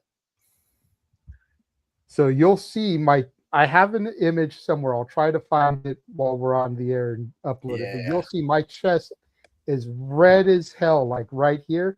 and then you'll see like 2 handprints up and down from when they got meat. Holy Christ! I have never felt worse for a human being for all the right reasons, and I have never not wanted to step in a wrestling ring ever again after seeing that. It was a sight, and that was the same year that my then 3 or 4 year old son, who I didn't start up to the business because I'm an idiot, saw me get taken out by a pair of Russian brothers and was inconsolable in Uncle Statboy's arms for a few minutes. So yeah, not a good summer for the Casa D team boys as far as their Russian brothers. That's happened to me, that chap thing, but it was only 6 people that did it to me. Oh but it was no, all back to back. no, it was a good dozen or more with Jay. That's definitely an upgrade from getting spanked though for as many years as you're alive. Well, again, next weekend, if it's spanking, just wait till I get there. Yeah. Well then. Yeah, nice big new camera on the phone. So well, nothing's going to compare to what either Dragunov's chest looked like against Gunther back in NXT UK when he challenged him for the JJ's NXT chest UK did. championship. JJ, find the picture, brother. I'm telling you, JJ's chest was right up there with Dragunov's, man. It was fugly. I'll take your word by for fire, it. man. All right, I'll take your word for it. Well, anyway, of course, there you go. Oh my God. Okay, yeah. So it's pretty much right there, folks. Again, avert your eyes if you don't want to see that. Is that me in the background? Yes. It is you in the background. Oh my God. God, looks so much better now. Fucking. Well, and so does Jacob. That's his low bar compared to looking better then now to then. For both of us. Well, wow. So, time yeah, heals there all you wounds, go. I suppose. But there you go. Yeah, I wouldn't wish that on anybody. Well, you know, this Me is the same pair that had the wrestlers bring a kendo stick into the house and each took one to the back just to see what it was like. It's like, all right, one and done. Cool. Yeah, cool. But yeah, so if I had that done next week, it would be probably about a dozen, maybe 15 women doing it. And again, you can go follow Future Women's Wrestling, of course, on the social media to learn more about the promotion and the incredible talent that will be taking part in that show, as well as the incredible talent that has been involved in that show during their wrestling journey. Or to camera. you can just tune in to us on Tuesday as we will be talking to the promoter Manuel Fabian just ahead of the show. Well, there you go. Future Women's Wrestling. Again, folks, subscribe today and follow us at SR Studios 24 and be part of the conversation. What time is that at, Jay? They do for 8 interviews. Eastern, 5 Pacific. I'll be home in time for that. What do you know? Yeah. Oh, wait, no, I won't. Y'all been doing the work, so good on you. Again, I'm glad to see you both getting back in that routine that you first talked to me about that you used to do. It's a beautiful thing to see. All right. Just wait till the end because I'm going to go before Jay with the announcements, but we both have some doozies to lay on you guys. Don't worry. Oh yeah. Like I teased during the watch along. Yes. That is one of 4 interviews that we have to announce. Yes. Nice. During the course of the show, if the talent can get back to me about a day, we may have a 5th to announce because I'm just waiting for date confirmation from 3 other people, one of whom I've been having active conversation with while Walter and I were on the air. Nice. So I may have a 5th to announce, and then it's just a matter of setting up the dates with 2 other people. All right, then. Look at Every you. day Again. we hustling. Yeah. I mean, it's the only way you get ahead in this life sometimes. Only way, brother. Even I understand that. All right. Well, that being said, thank you for that, JJ and Dave. Thank you for that sub tangent. And always, Jeff, thank you for the additional history. Oh, yeah, by the way, that's Ash's new catch. He talked all about it on the Simple session. Here, pussy. We might have to get rid of her, sadly. Oh, how come? So my dad came to visit today, and then just out of the blue, she decided to attack my dad and bite his face. Oh. Which shows again, folks, there's nothing more scary than angry pussy in this world. Yep. Well, Damn it, Jeff. You fucking idiot. I'm so glad.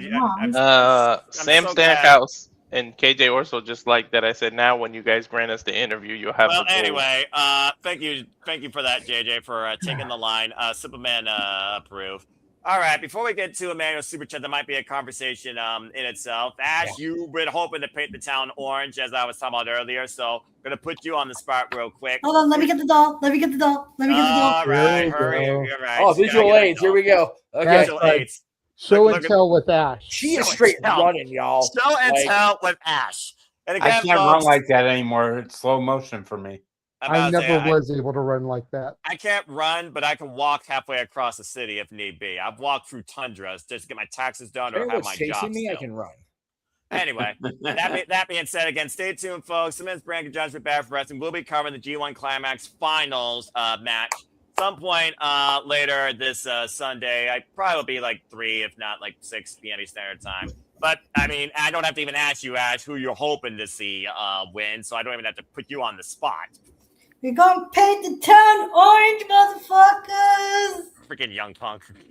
Yes. Wouldn't expect anything less from Yes. her. But I had to get her, of course, to share her baddie take on that because but the better version of a terrible towel, I suppose. Anyway, good luck to Rhea, Oiwa, and Uya Marin. Stay tuned, folks, for our coverage. And next little session, we'll have our own baddie outtake on the G1 Climax. Figured I'd bring that up a little bit, considering everybody's getting involved here. Everyone's got their own outlooks in wrestling and their own passions and their own creatures. So how to get Also, I Ash's. don't mind a good heat storm either, so I'm okay with either. I mean, either way, we're in for our first time winners, so we both win. Again, New Japan actually pushing the next generation. Why? We're trying to see if someone actually evolves, but NXT might actually give some hope for the future. And we'll see if Raw can follow suit what SmackDown's been doing lately with this rising crop of talent, especially the women's division, as well as a better continuous show across the board. And we'll see if they can keep following suit. That being said, thank you, Ash. All right, well, that being said, let's go ahead and look at Emmanuel's super chat here. Everyone could give like a piece to this because I feel like here we have our own booking room that's better than the entire production staff of WWE. Emmanuel with $2 super chat, and keyword $2, so let's not try and go all night.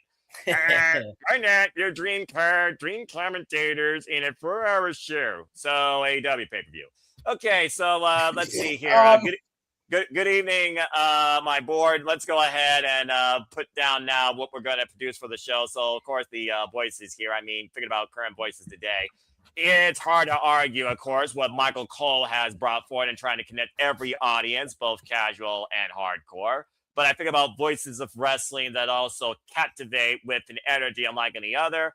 If I can book the show in Canada, Maranello. So I have Maranello as my play-by-play guy. As far as color, you need somebody that brings that balance of their own personality, as well as an outlook and dynamic of the characters. I honestly, right now, either would put Matthew Raywat or Don Callis in that spot, because I do believe there's a better outlook on a wrestling show with 2 people in the booth than 3, unless you truly can make 3 work, with one being a babyface focus analyst and a heel face focus analyst, while not overshadowing the play-by-play guy. So that's my outlook on the commentary. Now, as far as, of course, talent here, thinking about, key dynamics that you want to see compete maybe in the ring for the first time ever, the outlook of the card. Ash, what is one of those technical outcome matches you haven't seen yet that you would love to see in wrestling? Sorry, could you repeat that? What's a match you want to see in wrestling with your love for the bloody techers? What's a match you haven't seen yet that would scream that, why is this happening yet? I would book it on this show. With 92 people. Oh, that's a good question. That's a really good question. Shit, I can't think of any right now. Like, for me, if I were like talking commentators, you gotta put Nigel McGuinness on there. Like, goddamn, because he's like my favorite part of Collision. That's fair. Hearing him talk. I'll go wrestle. I'll take Nigel McGuinness all day, as long as he's not having those frosty tips anymore. Okay, I don't need another freaking Guy Fieri hairstyle. Right? Like, I'm just gonna put it out there. Like, god damn, did Nigel McGuinness get better with age? Well, again, age is just a number, but that's also an outlook right there. So, all right. I mean, seriously, Emmanuel, $2, you're not getting too much out of that. $20, you probably would actually get a full show booked, all right? But we're also not going 4 hours. I'm still holding us to the 2-hour mark. Simple as that. I would love to hear like a like a commentator team of like how Nigel McGuinness and Mauro Ranallo would be like. Just book it for the freaking O2 in Glasgow, why don't you? Of course, Glasgow, Scotland will play to the blind matches we'll see for the Continental Cup. And now we know we have Claudio Castagnoli, John Moxley, Kyle O'Reilly, Nigel McGuinness, maybe, freshly squeezed Orange Cassidy, Eddie Kingston. Quite a dynamic field in. Of course, those will be turned into blind draws for our 4 matches, and that's if Nigel can't compete, of course. As John Moxley continues to defend the Continental Championship, but once he loses, if he loses, he's no longer Continental Champion. And this is a tournament right now, right? Correct. My God, this is tailor made for me. Like, what the fuck? And he's in the tournament, first round. But my dream commentating team with Brett Lauderdale allowing me and JJ to call GCW like in an actual GCW event, like for his thing, letting us do the commentary. I can see you both doing it, honestly. You've called GCW this long, so I mean. And then you gotta book Coffee, like Joe Coffee versus Cappuccino Jones, so I can make all the coffee puns. I don't know about that. I don't agree about saying unless you gotta bring in Starbucks endorsement. You're doing the show in freaking Seattle. I don't know if we need that. I'm just saying. Hello, Lily. All right. Well, that being said, thank you. Jeff, I mean, again, you've been a voice of wrestling for as long as I've come to know you as a friend, since I discovered No DQ and you and your wonderful personality since 2017. Looking at the world of commentary right now and how important the art of play-by-play as well as storytelling from character dynamics in the ring, if you were to bring together a commentary team based on commentators of today, who would they be? Well, I thought we were going to just do like one match or whatever, but if we're sticking to commentary. I think we'll just do commentary because it's $2. And plus, it was the first part with Super Chat. I think it's easier for everybody. That's fair. So my commentary team would always be Morrow on play-by-play. That's just what I would want. And I would put him back together with Corey Graves. Oh, wow. I think Corey is even now still underrated as an analyst. I think when he's reined in enough where he's not going full heel, he makes a great pairing, and putting with Morrow would be probably the least dangerous. Michael Cole, leans back more toward that baby face. Thank God he got away from that heel nonsense. We don't talk about that. Yeah, we don't. We do talk about Bruno again because D23 this weekend, and I'll tell you all guys that cheap later. Very cheap plug. Damn, I should have worn my "We Don't Talk About Bruno" shirt. You should have. That's fair. But yeah, Morrow and Corey. I was gonna say if it was gonna be a match, Mercedes Moné against Davina Rose in AEW. Yeah. I know, Jay. I know. That was the real deal to Phil, by the way, taking it to the CEO. Girl's got just as much attitude as that freaking conglomerate bitch. And again, I still maintain what we said on Tuesday, that Bailey's just ruffling the feathers. I think so, too. If she's not, fucking let me have that match once in the AEW banner, just so we can not have the hugger face off with her former best friend. Top what they did at freaking Takeover Respect. And again, Walter and I still have to do our Takeover run, taking over the Cinema Studios with the Black Gold NXT's greatest shows. But stay tuned for more on that. Eventually it will happen, but that's going to be a whole long-term schedule, considering there's 36 of them. All right. Yes. But thank you, Jeff. And Bailey, of course, by the way, also just took up the ALS Ice Bucket Challenge, by the way, and called out several of her fellow participant Lone Stone sisters, of course, fellow rising female talents in the wrestling business, including not limited to Super P, Dynamite, Danny Moe, and also shout out to Gabby Forza, by the way, who also was part of Lone Stone, of course, now newly signed to TNA Wrestling. The Nomi, yes. And of course, congratulations to her, now part of the TNA Knockouts roster. I got to connect with Rebel on the Jericho Cruise. We stayed in contact after that, and that was 5 years ago. And this whole thing is really hit me hard. What's going on with her? And she's such a fucking badass in fighting this. So good on Rebel. I can't wait to just engage. I'm so fucking proud of her. Yeah. And everybody's coming together because, God damn it, that's what it should be. Kevin Owens said it on the post show. This something's bigger in wrestling. Amen. All right, well, thank you for that. Dave, dream commentary team. If you could bring 2 people together in the commentary booth, who would they be? I want to say also prayers to Rebel too. As much as I hate cancer, it's hit my family. I think ALS is so much worse, because Especially 'cause it has no cure yet. There is no cure. It's a terrible disease. But my dream commentators, if we're talking about today, I still like Michael Cole, and who for my heel commentator, I like Taz, and I know they've done it in the past, but I love Taz. I think Taz SmackDown team wins a lot. And I do have a fantasy match. I know they were talking about Car. He was talking about Car, but my fantasy match, if you can mix AEW, WWE, and whatever, would be Will Ospreay against Javon Evans. Whoa! Oh, my Lanta. Let's go. Possible. Us Cutter, the freaking OG Cutter challenging each Well, other. that'd be a great match. I love Javon Evans. I don't care how young he is. I love him. I think it's fresh. It's fresh for watching him.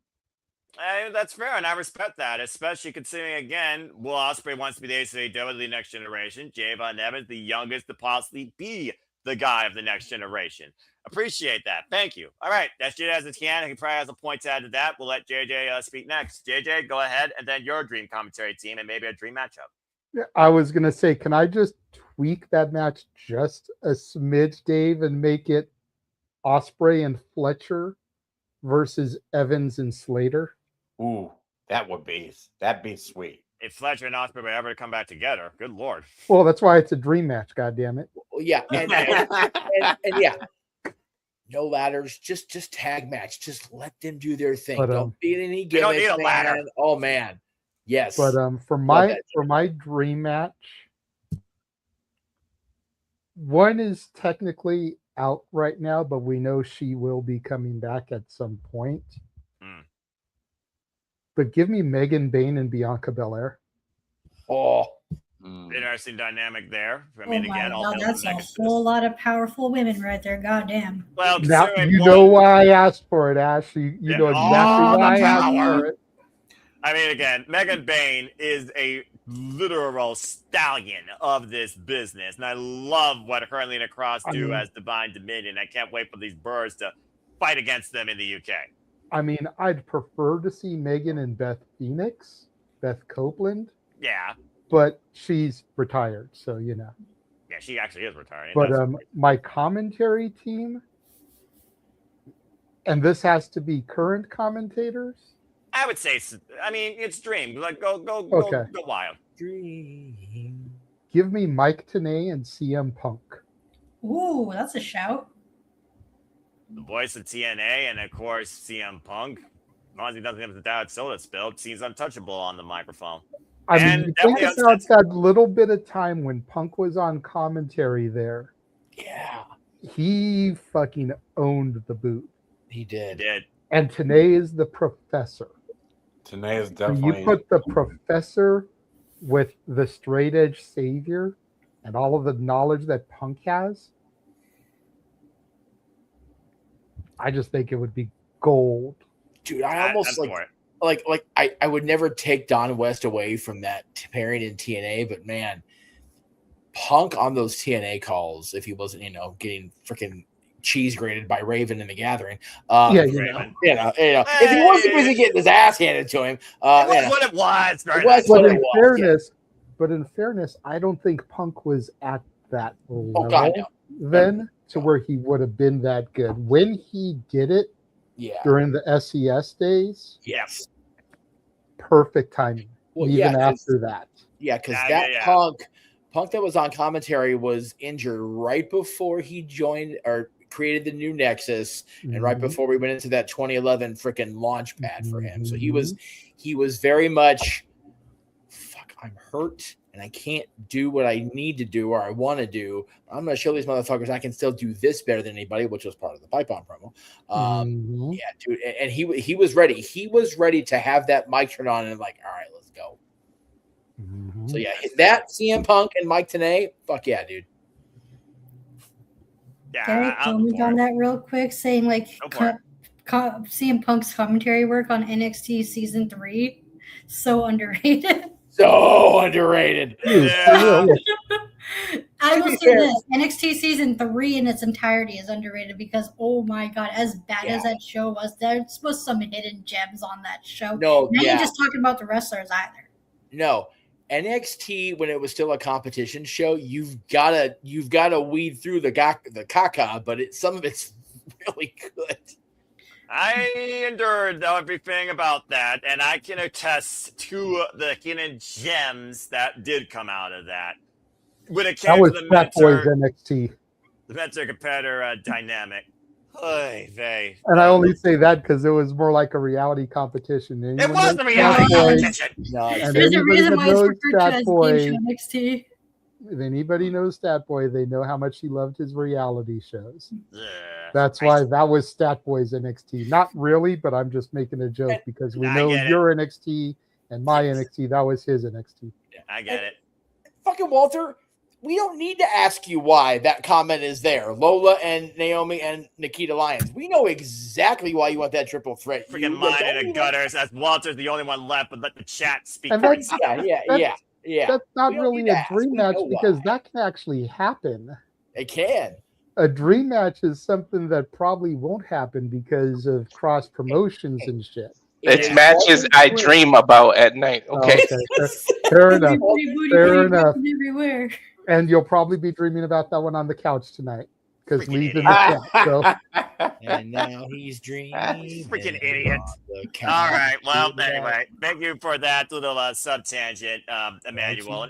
And again, the outlook of wrestling, like I said, it really comes down to what can be possible versus what may not be possible. But you never know. Again, never say never really does apply to anything in the wrestling business. We've been shocked and awed before. We're just waiting to see who crosses the line next, who shows up to be all elite, or who somehow rises in the WWE scene that may not be Samoan.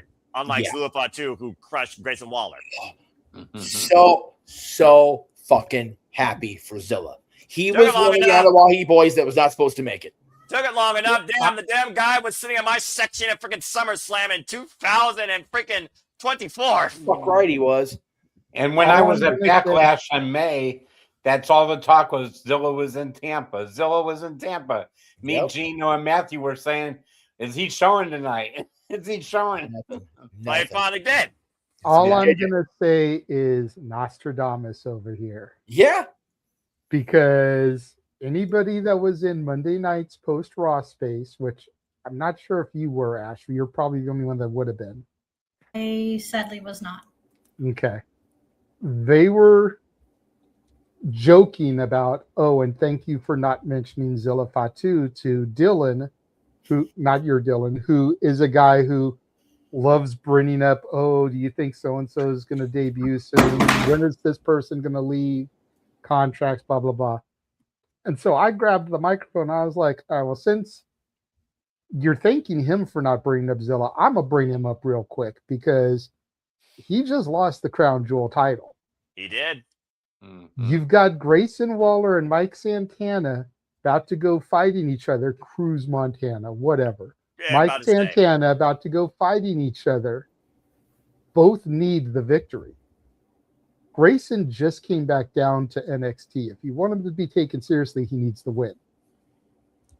Santana just debuted there. If you want him to be taken seriously as a main eventer, he needs to win. They're fighting each other for contendership.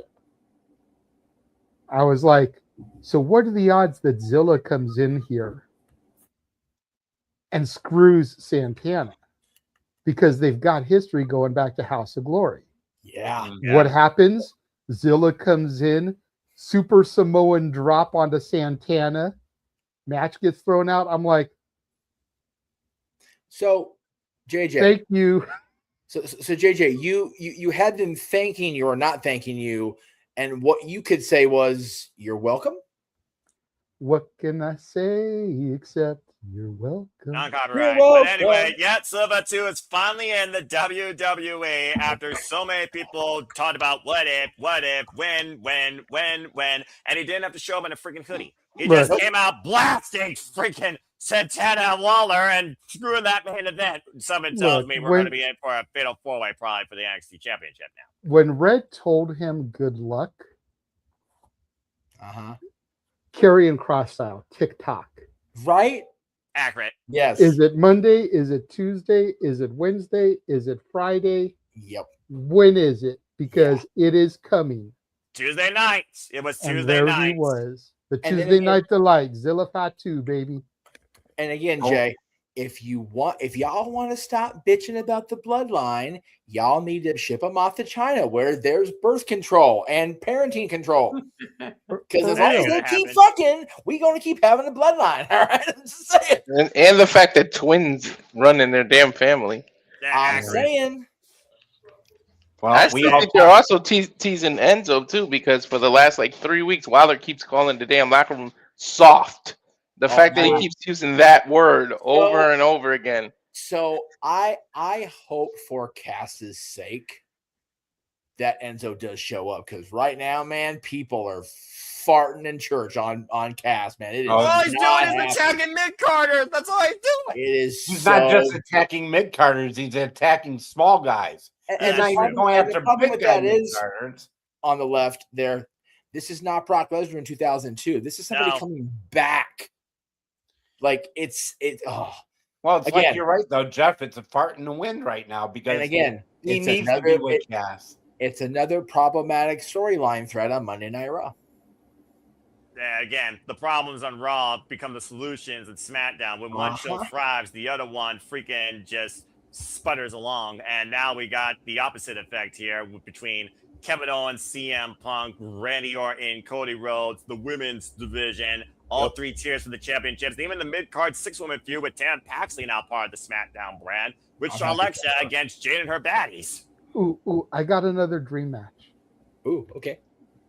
This one's just gonna piss Jeff off though. Oh fuck, here we go. Could I get Mercedes versus Candice LeRae in an exploding ring death match? You're a bastard for that one. Candice is crazy enough to do it. Candice is crazy enough to do it. That sounds like Candice. Okay. So I will allow that, and I'll tell you why. Okay, because the image of fucking Johnny planked in the middle of the ring for no goddamn good reason will pop me for it. JJ, So I don't know if you stupid. go back, but it sounds like a match from Celebrity Deathmatch. It really I remember does. Celebrity Good Deathmatch. Lord. What the hell? He's trying to kill Monet. I don't think Monet's ever touched a death match in her life. I think he's trying to kill Candice first. First of all, I'm Candice not is trying to hardcore. kill We know she either can handle one of that. them. I'm not trying to kill either one of them. I don't Are you wish sure about death on anybody. You sure about that? I don't Well, wish fool death. me. Noah, I don't wish death on anybody, but I would not shed a tear if either one of them left this realm of existence. I'm just saying. At least their careers. You're a strange, cruel man. But no. I would advocate for that match if the special attraction was Gargano just fucking plank the whole match in the middle of the ring. It's for no goddamn good reason. Since February, I think. I think so too. And you know what? He's getting okay. This is where you get a little like crick in your neck, like ow, with the WWE. He's more over than he ever fucking was, and it's like, no. You know what's going to be funny when Sammy snaps more. Gargano, when Sammy I'm gonna snaps more, and he blames Gargano, and he drops him off of that plank, and it'll probably wake him up. Right, JJ. I'm gonna steal Psycho Jet Black for a second. Planking Johnny Gargano is more over than Austin Theory. And speaking of chats, we'll go ahead, Safed's chats. Go ahead. Yes. Go ahead. You're both wrong on so many levels for that. I don't care what anyone tells me. Sky Blue was born hardcore out of the womb. Sky Blue and Candace the freaking. I love Sky Blue. Oh, we love Sky Blue. Sky Blue and I Candace love right Sky now. Blue. It's a hardcore match I want to see. Yo, hell, I co-sign on that because oh my god, that'd be amazing to watch. I mean, again, I dig I crazy bitches like freaking that. love Candace. Oh my gosh, like Candace means a lot to me. I'm gonna be real with you because I think thank God I found Candace when I did. But remember, Ash, I don't like Candace Yeah. for personal He's, reasons. he still lets personal that's fair. emotions That's rule his valid. That's judgment. valid, though. Yeah. And to make JJ smile before we address the next super chat, I will say, Jay, I've been wandering through the Walmarts trying to see what new releases are coming out. Or what? Jesus Christ! Is that Shelly? Yep, that's how. Yeah, before they went all elite. That's Gargano, how what long this happened to fucker's been planking.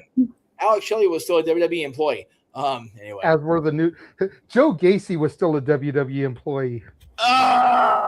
so but yeah, Candace's whole expression encapsulates.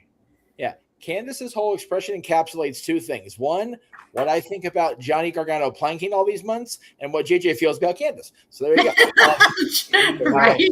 But Let me as far as the Walmart, guys. you'll Let me be quiz happy you to know, guys. Jay. What was that, Johnny Gargano's last match? Yeah, I couldn't tell you. Ultimate Family crushing him in 5 minutes, but to Jeff's point, Bingo. I feel like I should be planking at this point. This is ridiculous. So, but yeah, it's one of those. You go to Walmart, nothing but Candice LeRae and the toy shelves. Nobody's buying her. So there you go. Yeah. She hasn't wrestled. Okay, look. This is the only time I'm gonna say it where it's documented on camera, on timestamp it. If you find it cheap enough on clearance, buy one for me. It's so funny because I did buy two. One of them was for you. So because of our past history with her, I would like to have a figure. Absolutely. Just like I have a figure of the dumb fucks in storage. That's right. Okay, ask my girlfriend to use her Walmart discount for working there. We've got one. I've got an autographed Frankie Kazarian right here in front of me. Yes, you do. I've got a Scorpio Sky in storage. Like, I'm just ready I for would Moose take a figure of her, right, because of our history. Yeah. At least you know. At least you're being continuous. I mean, Yeah, there you go. I'm fair if nothing else. Yeah. Fair. No, I love. If I love put all the- money into the Young Bucks' pockets willingly, Yeah, you did. I can do the same thing for her. Absolutely. And I've said on multiple spaces, I know Ash has heard this. If they ever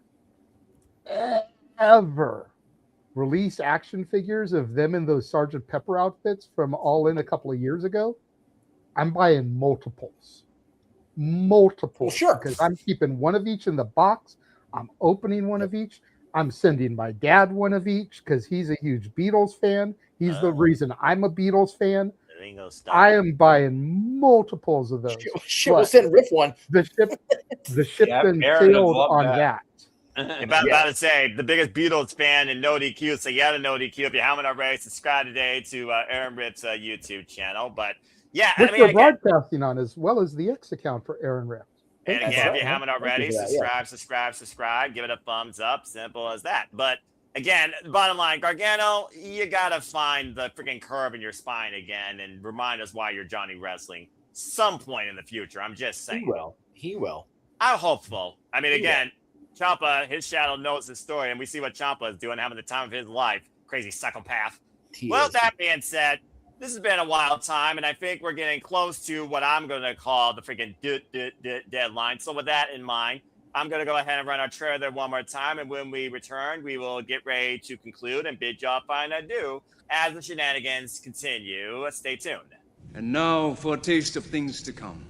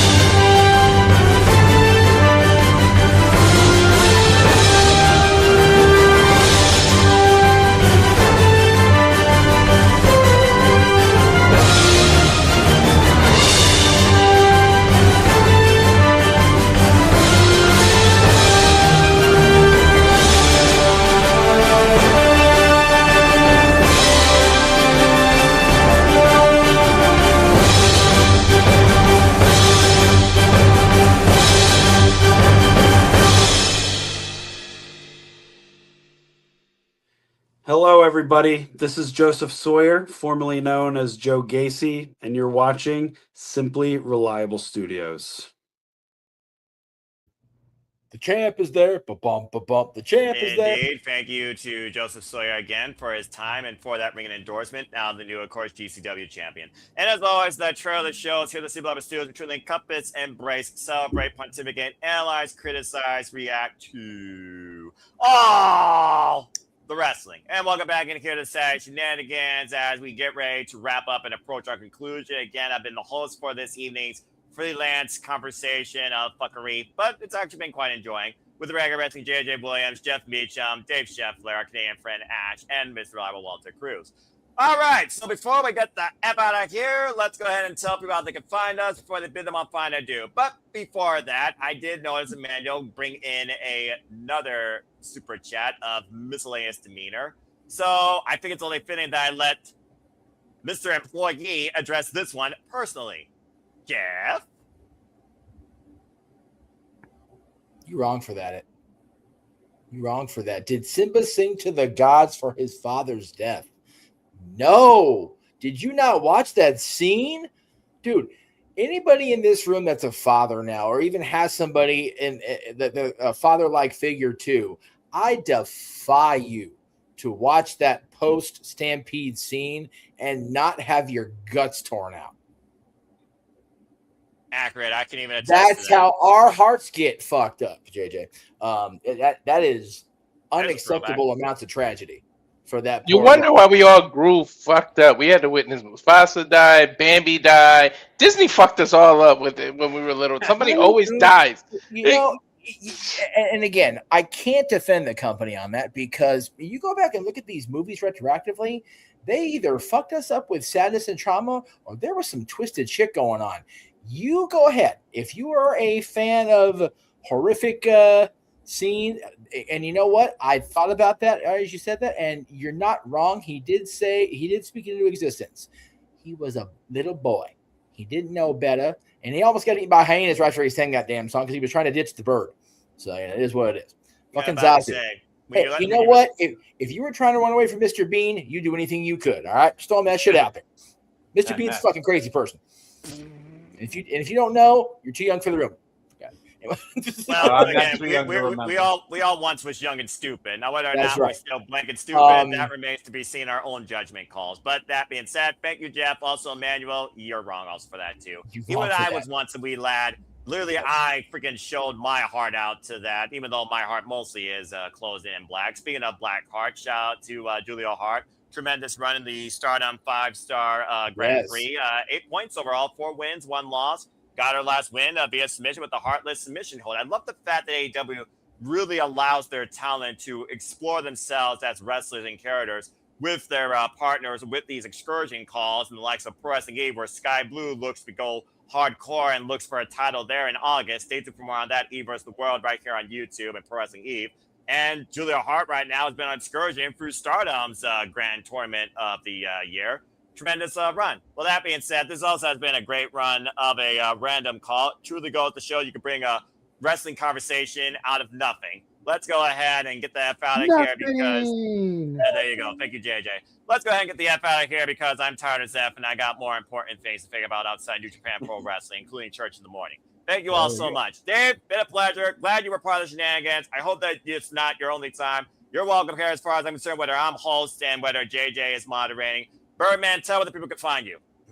Well, you can find me on Facebook. You can find me on No DQ, our sister station, and with our buddy Aaron, who's been nice enough to lend some other people's his personal YouTube channel, and we appreciate him, and it's gotten us all together, and I've gotten to meet all you wonderful people, and now getting to meet recently Ash out of the Simply Reliable Studios. It's been a pleasure, and you can find me also on Mean Gino, Major Push Wrestling on Wednesday nights.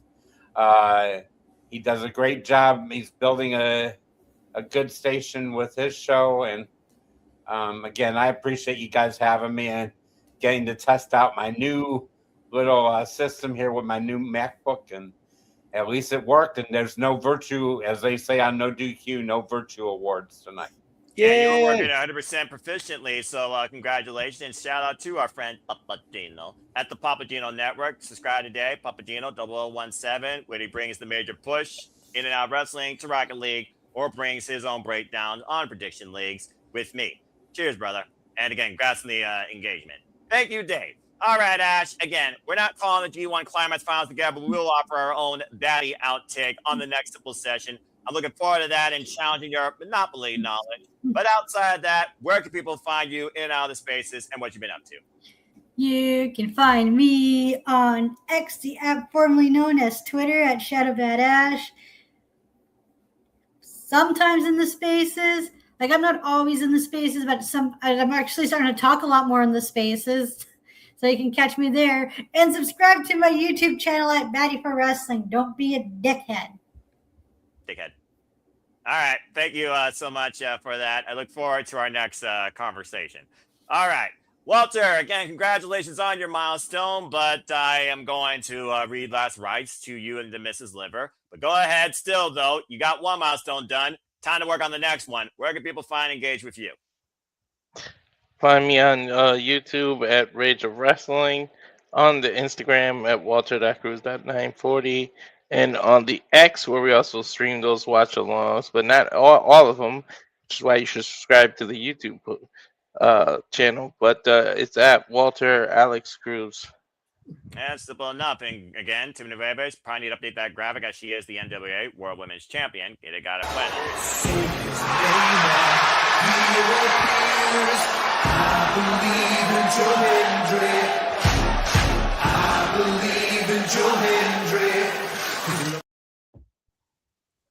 Damn it.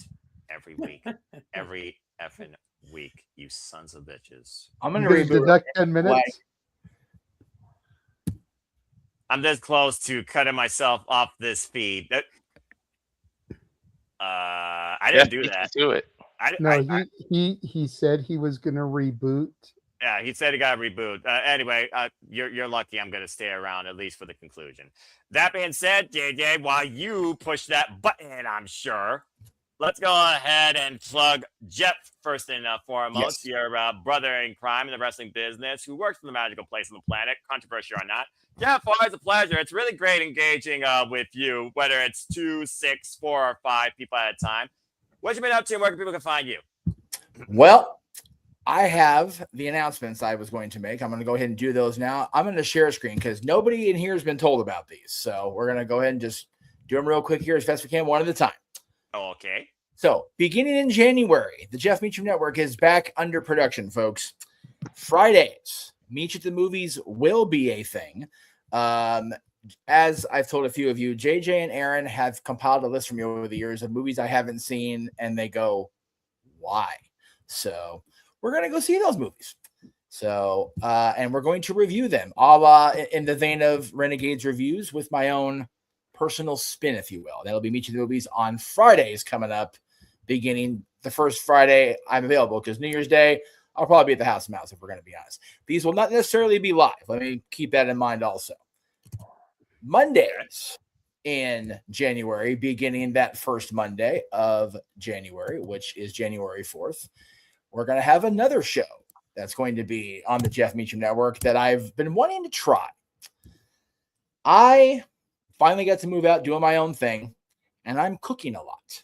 I'm not going to use this kitchen because if I use this kitchen, I'll get tossed out back on my ass. However, there are recipes that I get to partake in all the time at the parks from our official Disney Parks cookbook. And I'm going to share my experiences of prepping and dining on those meals coming up in January. So Meals from the Magic, prepping parks plates at home. And then on Wednesdays, in a show that will also be broadcast on the Aaron Rift YouTube channel, I assure you, it is 100% not Talk Wrestling. Again, it is absolutely 100% not Talk Wrestling. Okay. And it'll be on Wednesdays, beginning January 6th. 100% absolutely not Talk Wrestling. I love that. I love that. I assure you, it is not Talk Wrestling. It's not Talk Wrestling. And of course, you can always find me on the No DQ channel. You can find me on the Greg Cherry brand whenever we get back underway. You can find me here with you crazy people here in the Simply Reliable Studios. And I don't know why it's not working. I'm trying. We're going to try that again. Oh, wait, I know why. Because I'm stupid. I don't know how to paste. There it is. You can find me at _Jeff Meacham on Twix, on Instagram, and on Threads. It is not Talk Wrestling. You stop that. Again, it is absolutely 100% not Talk Wrestling, beginning January 6th. There you go. I love that title. That is so bottom great. line, I'm bored off my ass when I'm not at work. If I'm being real, I gotta keep the brain moving.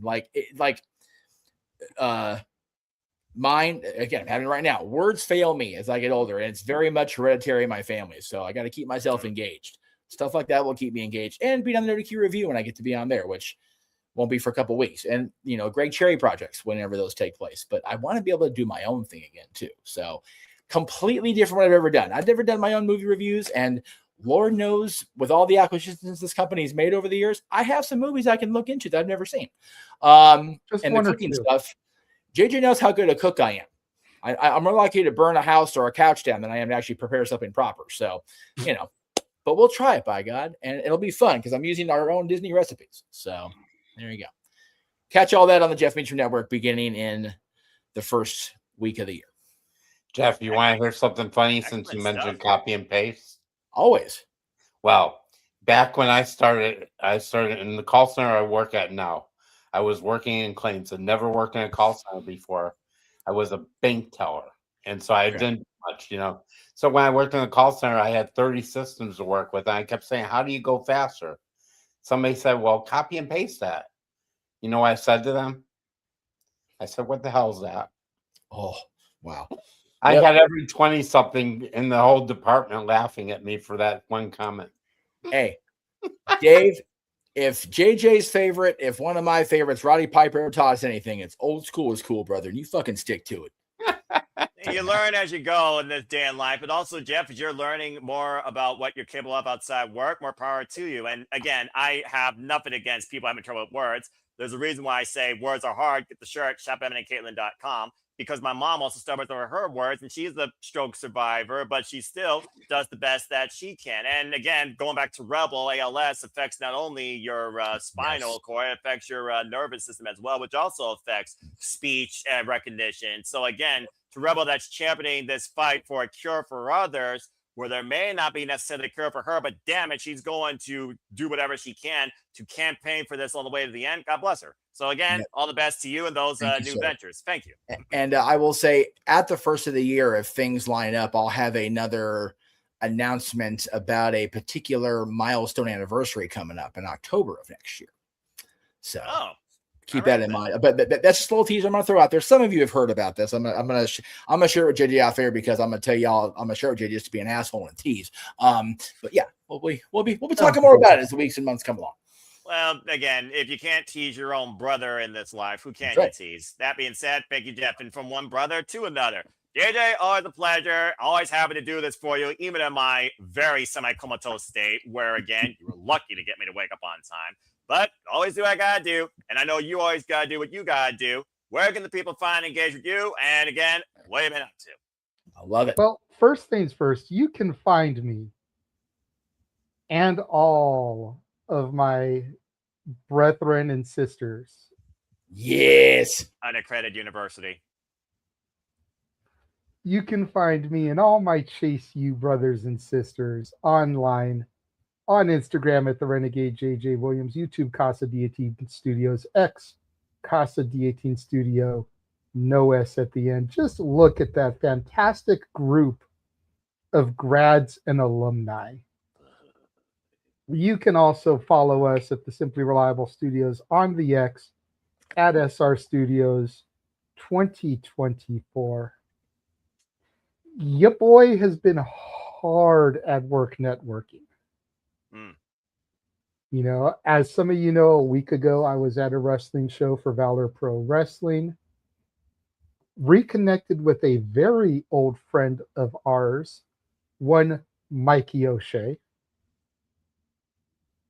was at that show up here in the high desert, just down Hesperia Road from your sister's house. That's a big drive for Uncle Mikey O'Shea. Well, thankfully he was rolling with a gentleman by the name of Legend Daryl, whose white vehicle was very White Rangered out. Yes. So, our very own Pink Ranger would probably adore his car because he had like the Falcon Zord inside, the Tiger Zord power coin on the hood, all kinds of Power Ranger details on the car, like wearing Red Ranger tights to wrestle in, which I felt was odd considering his car was all White Ranger. He's wearing Red Ranger, like, keep with the shtick, my guy. Like, let's wear the White Ranger shit. But yeah, connected with our old buddy Mikey O'Shea last week. This past Thursday, those of you that followed my Instagram stories saw that I was at the Santino Brothers wrestling show.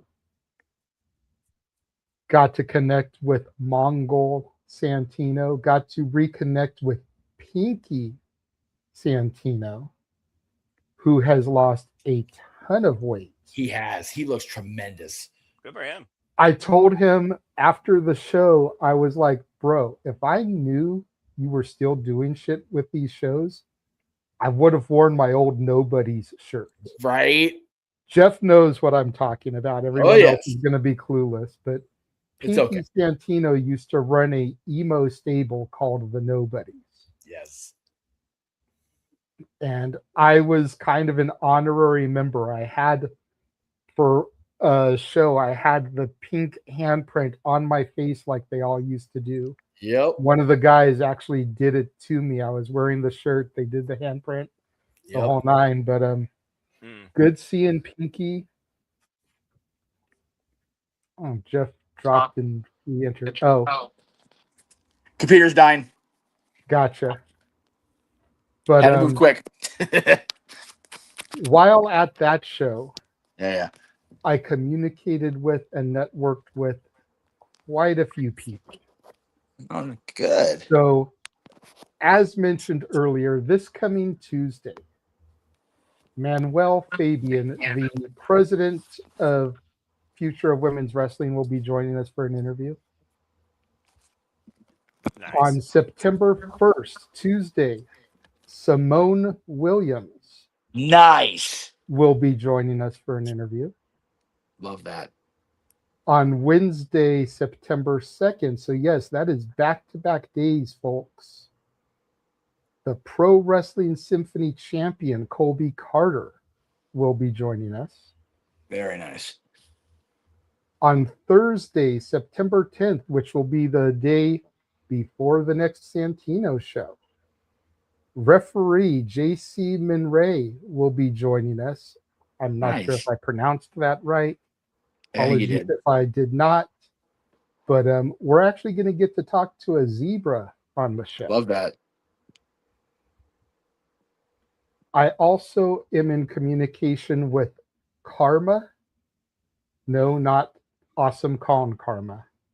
But there is another wrestler named Karma out here from Puerto Rico. She's who I've been communicating with throughout the evening, trying to set up a day.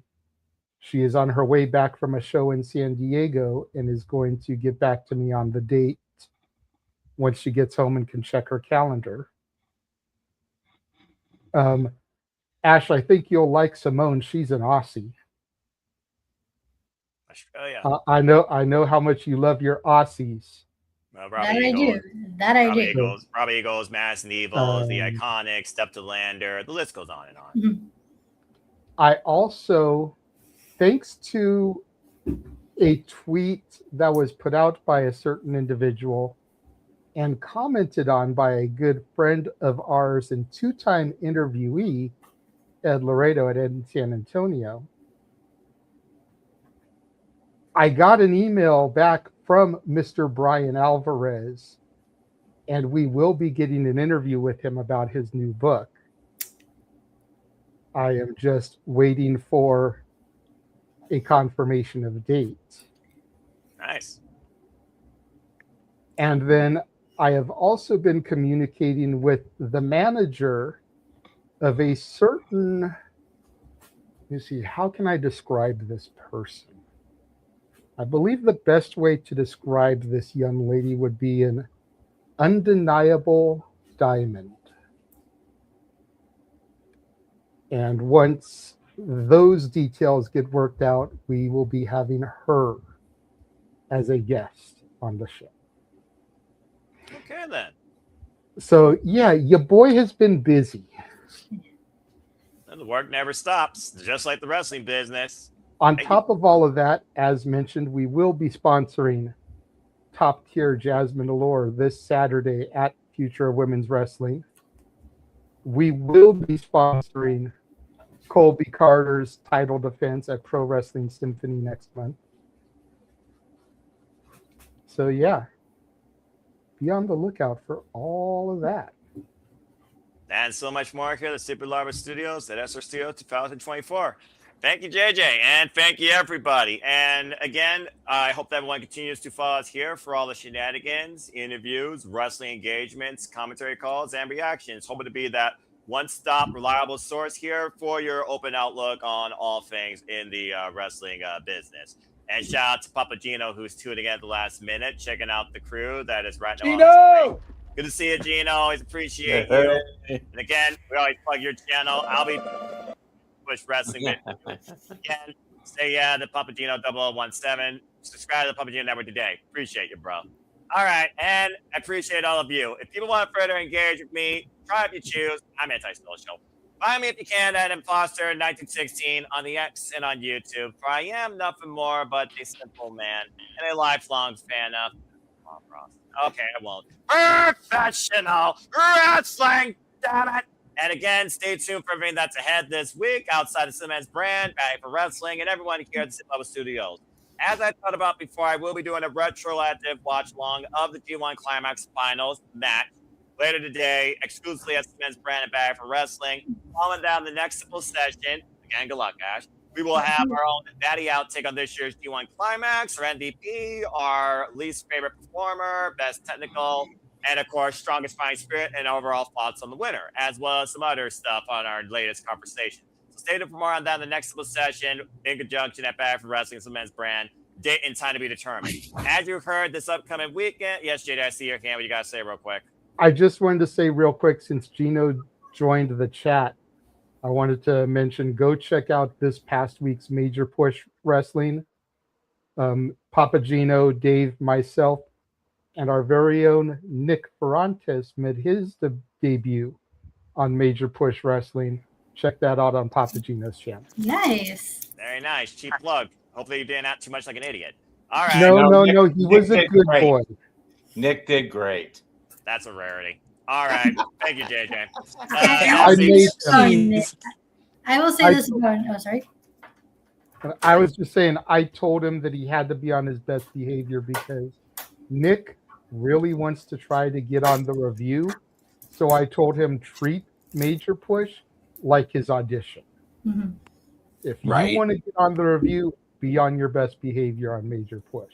Then maybe you can get called up from NXT to the main roster, so to speak. He's leveling up.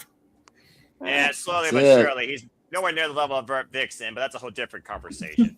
That's another young lady who we've been in touch when trying to get. Yes. Oh, that's nice. Check your emails, lady.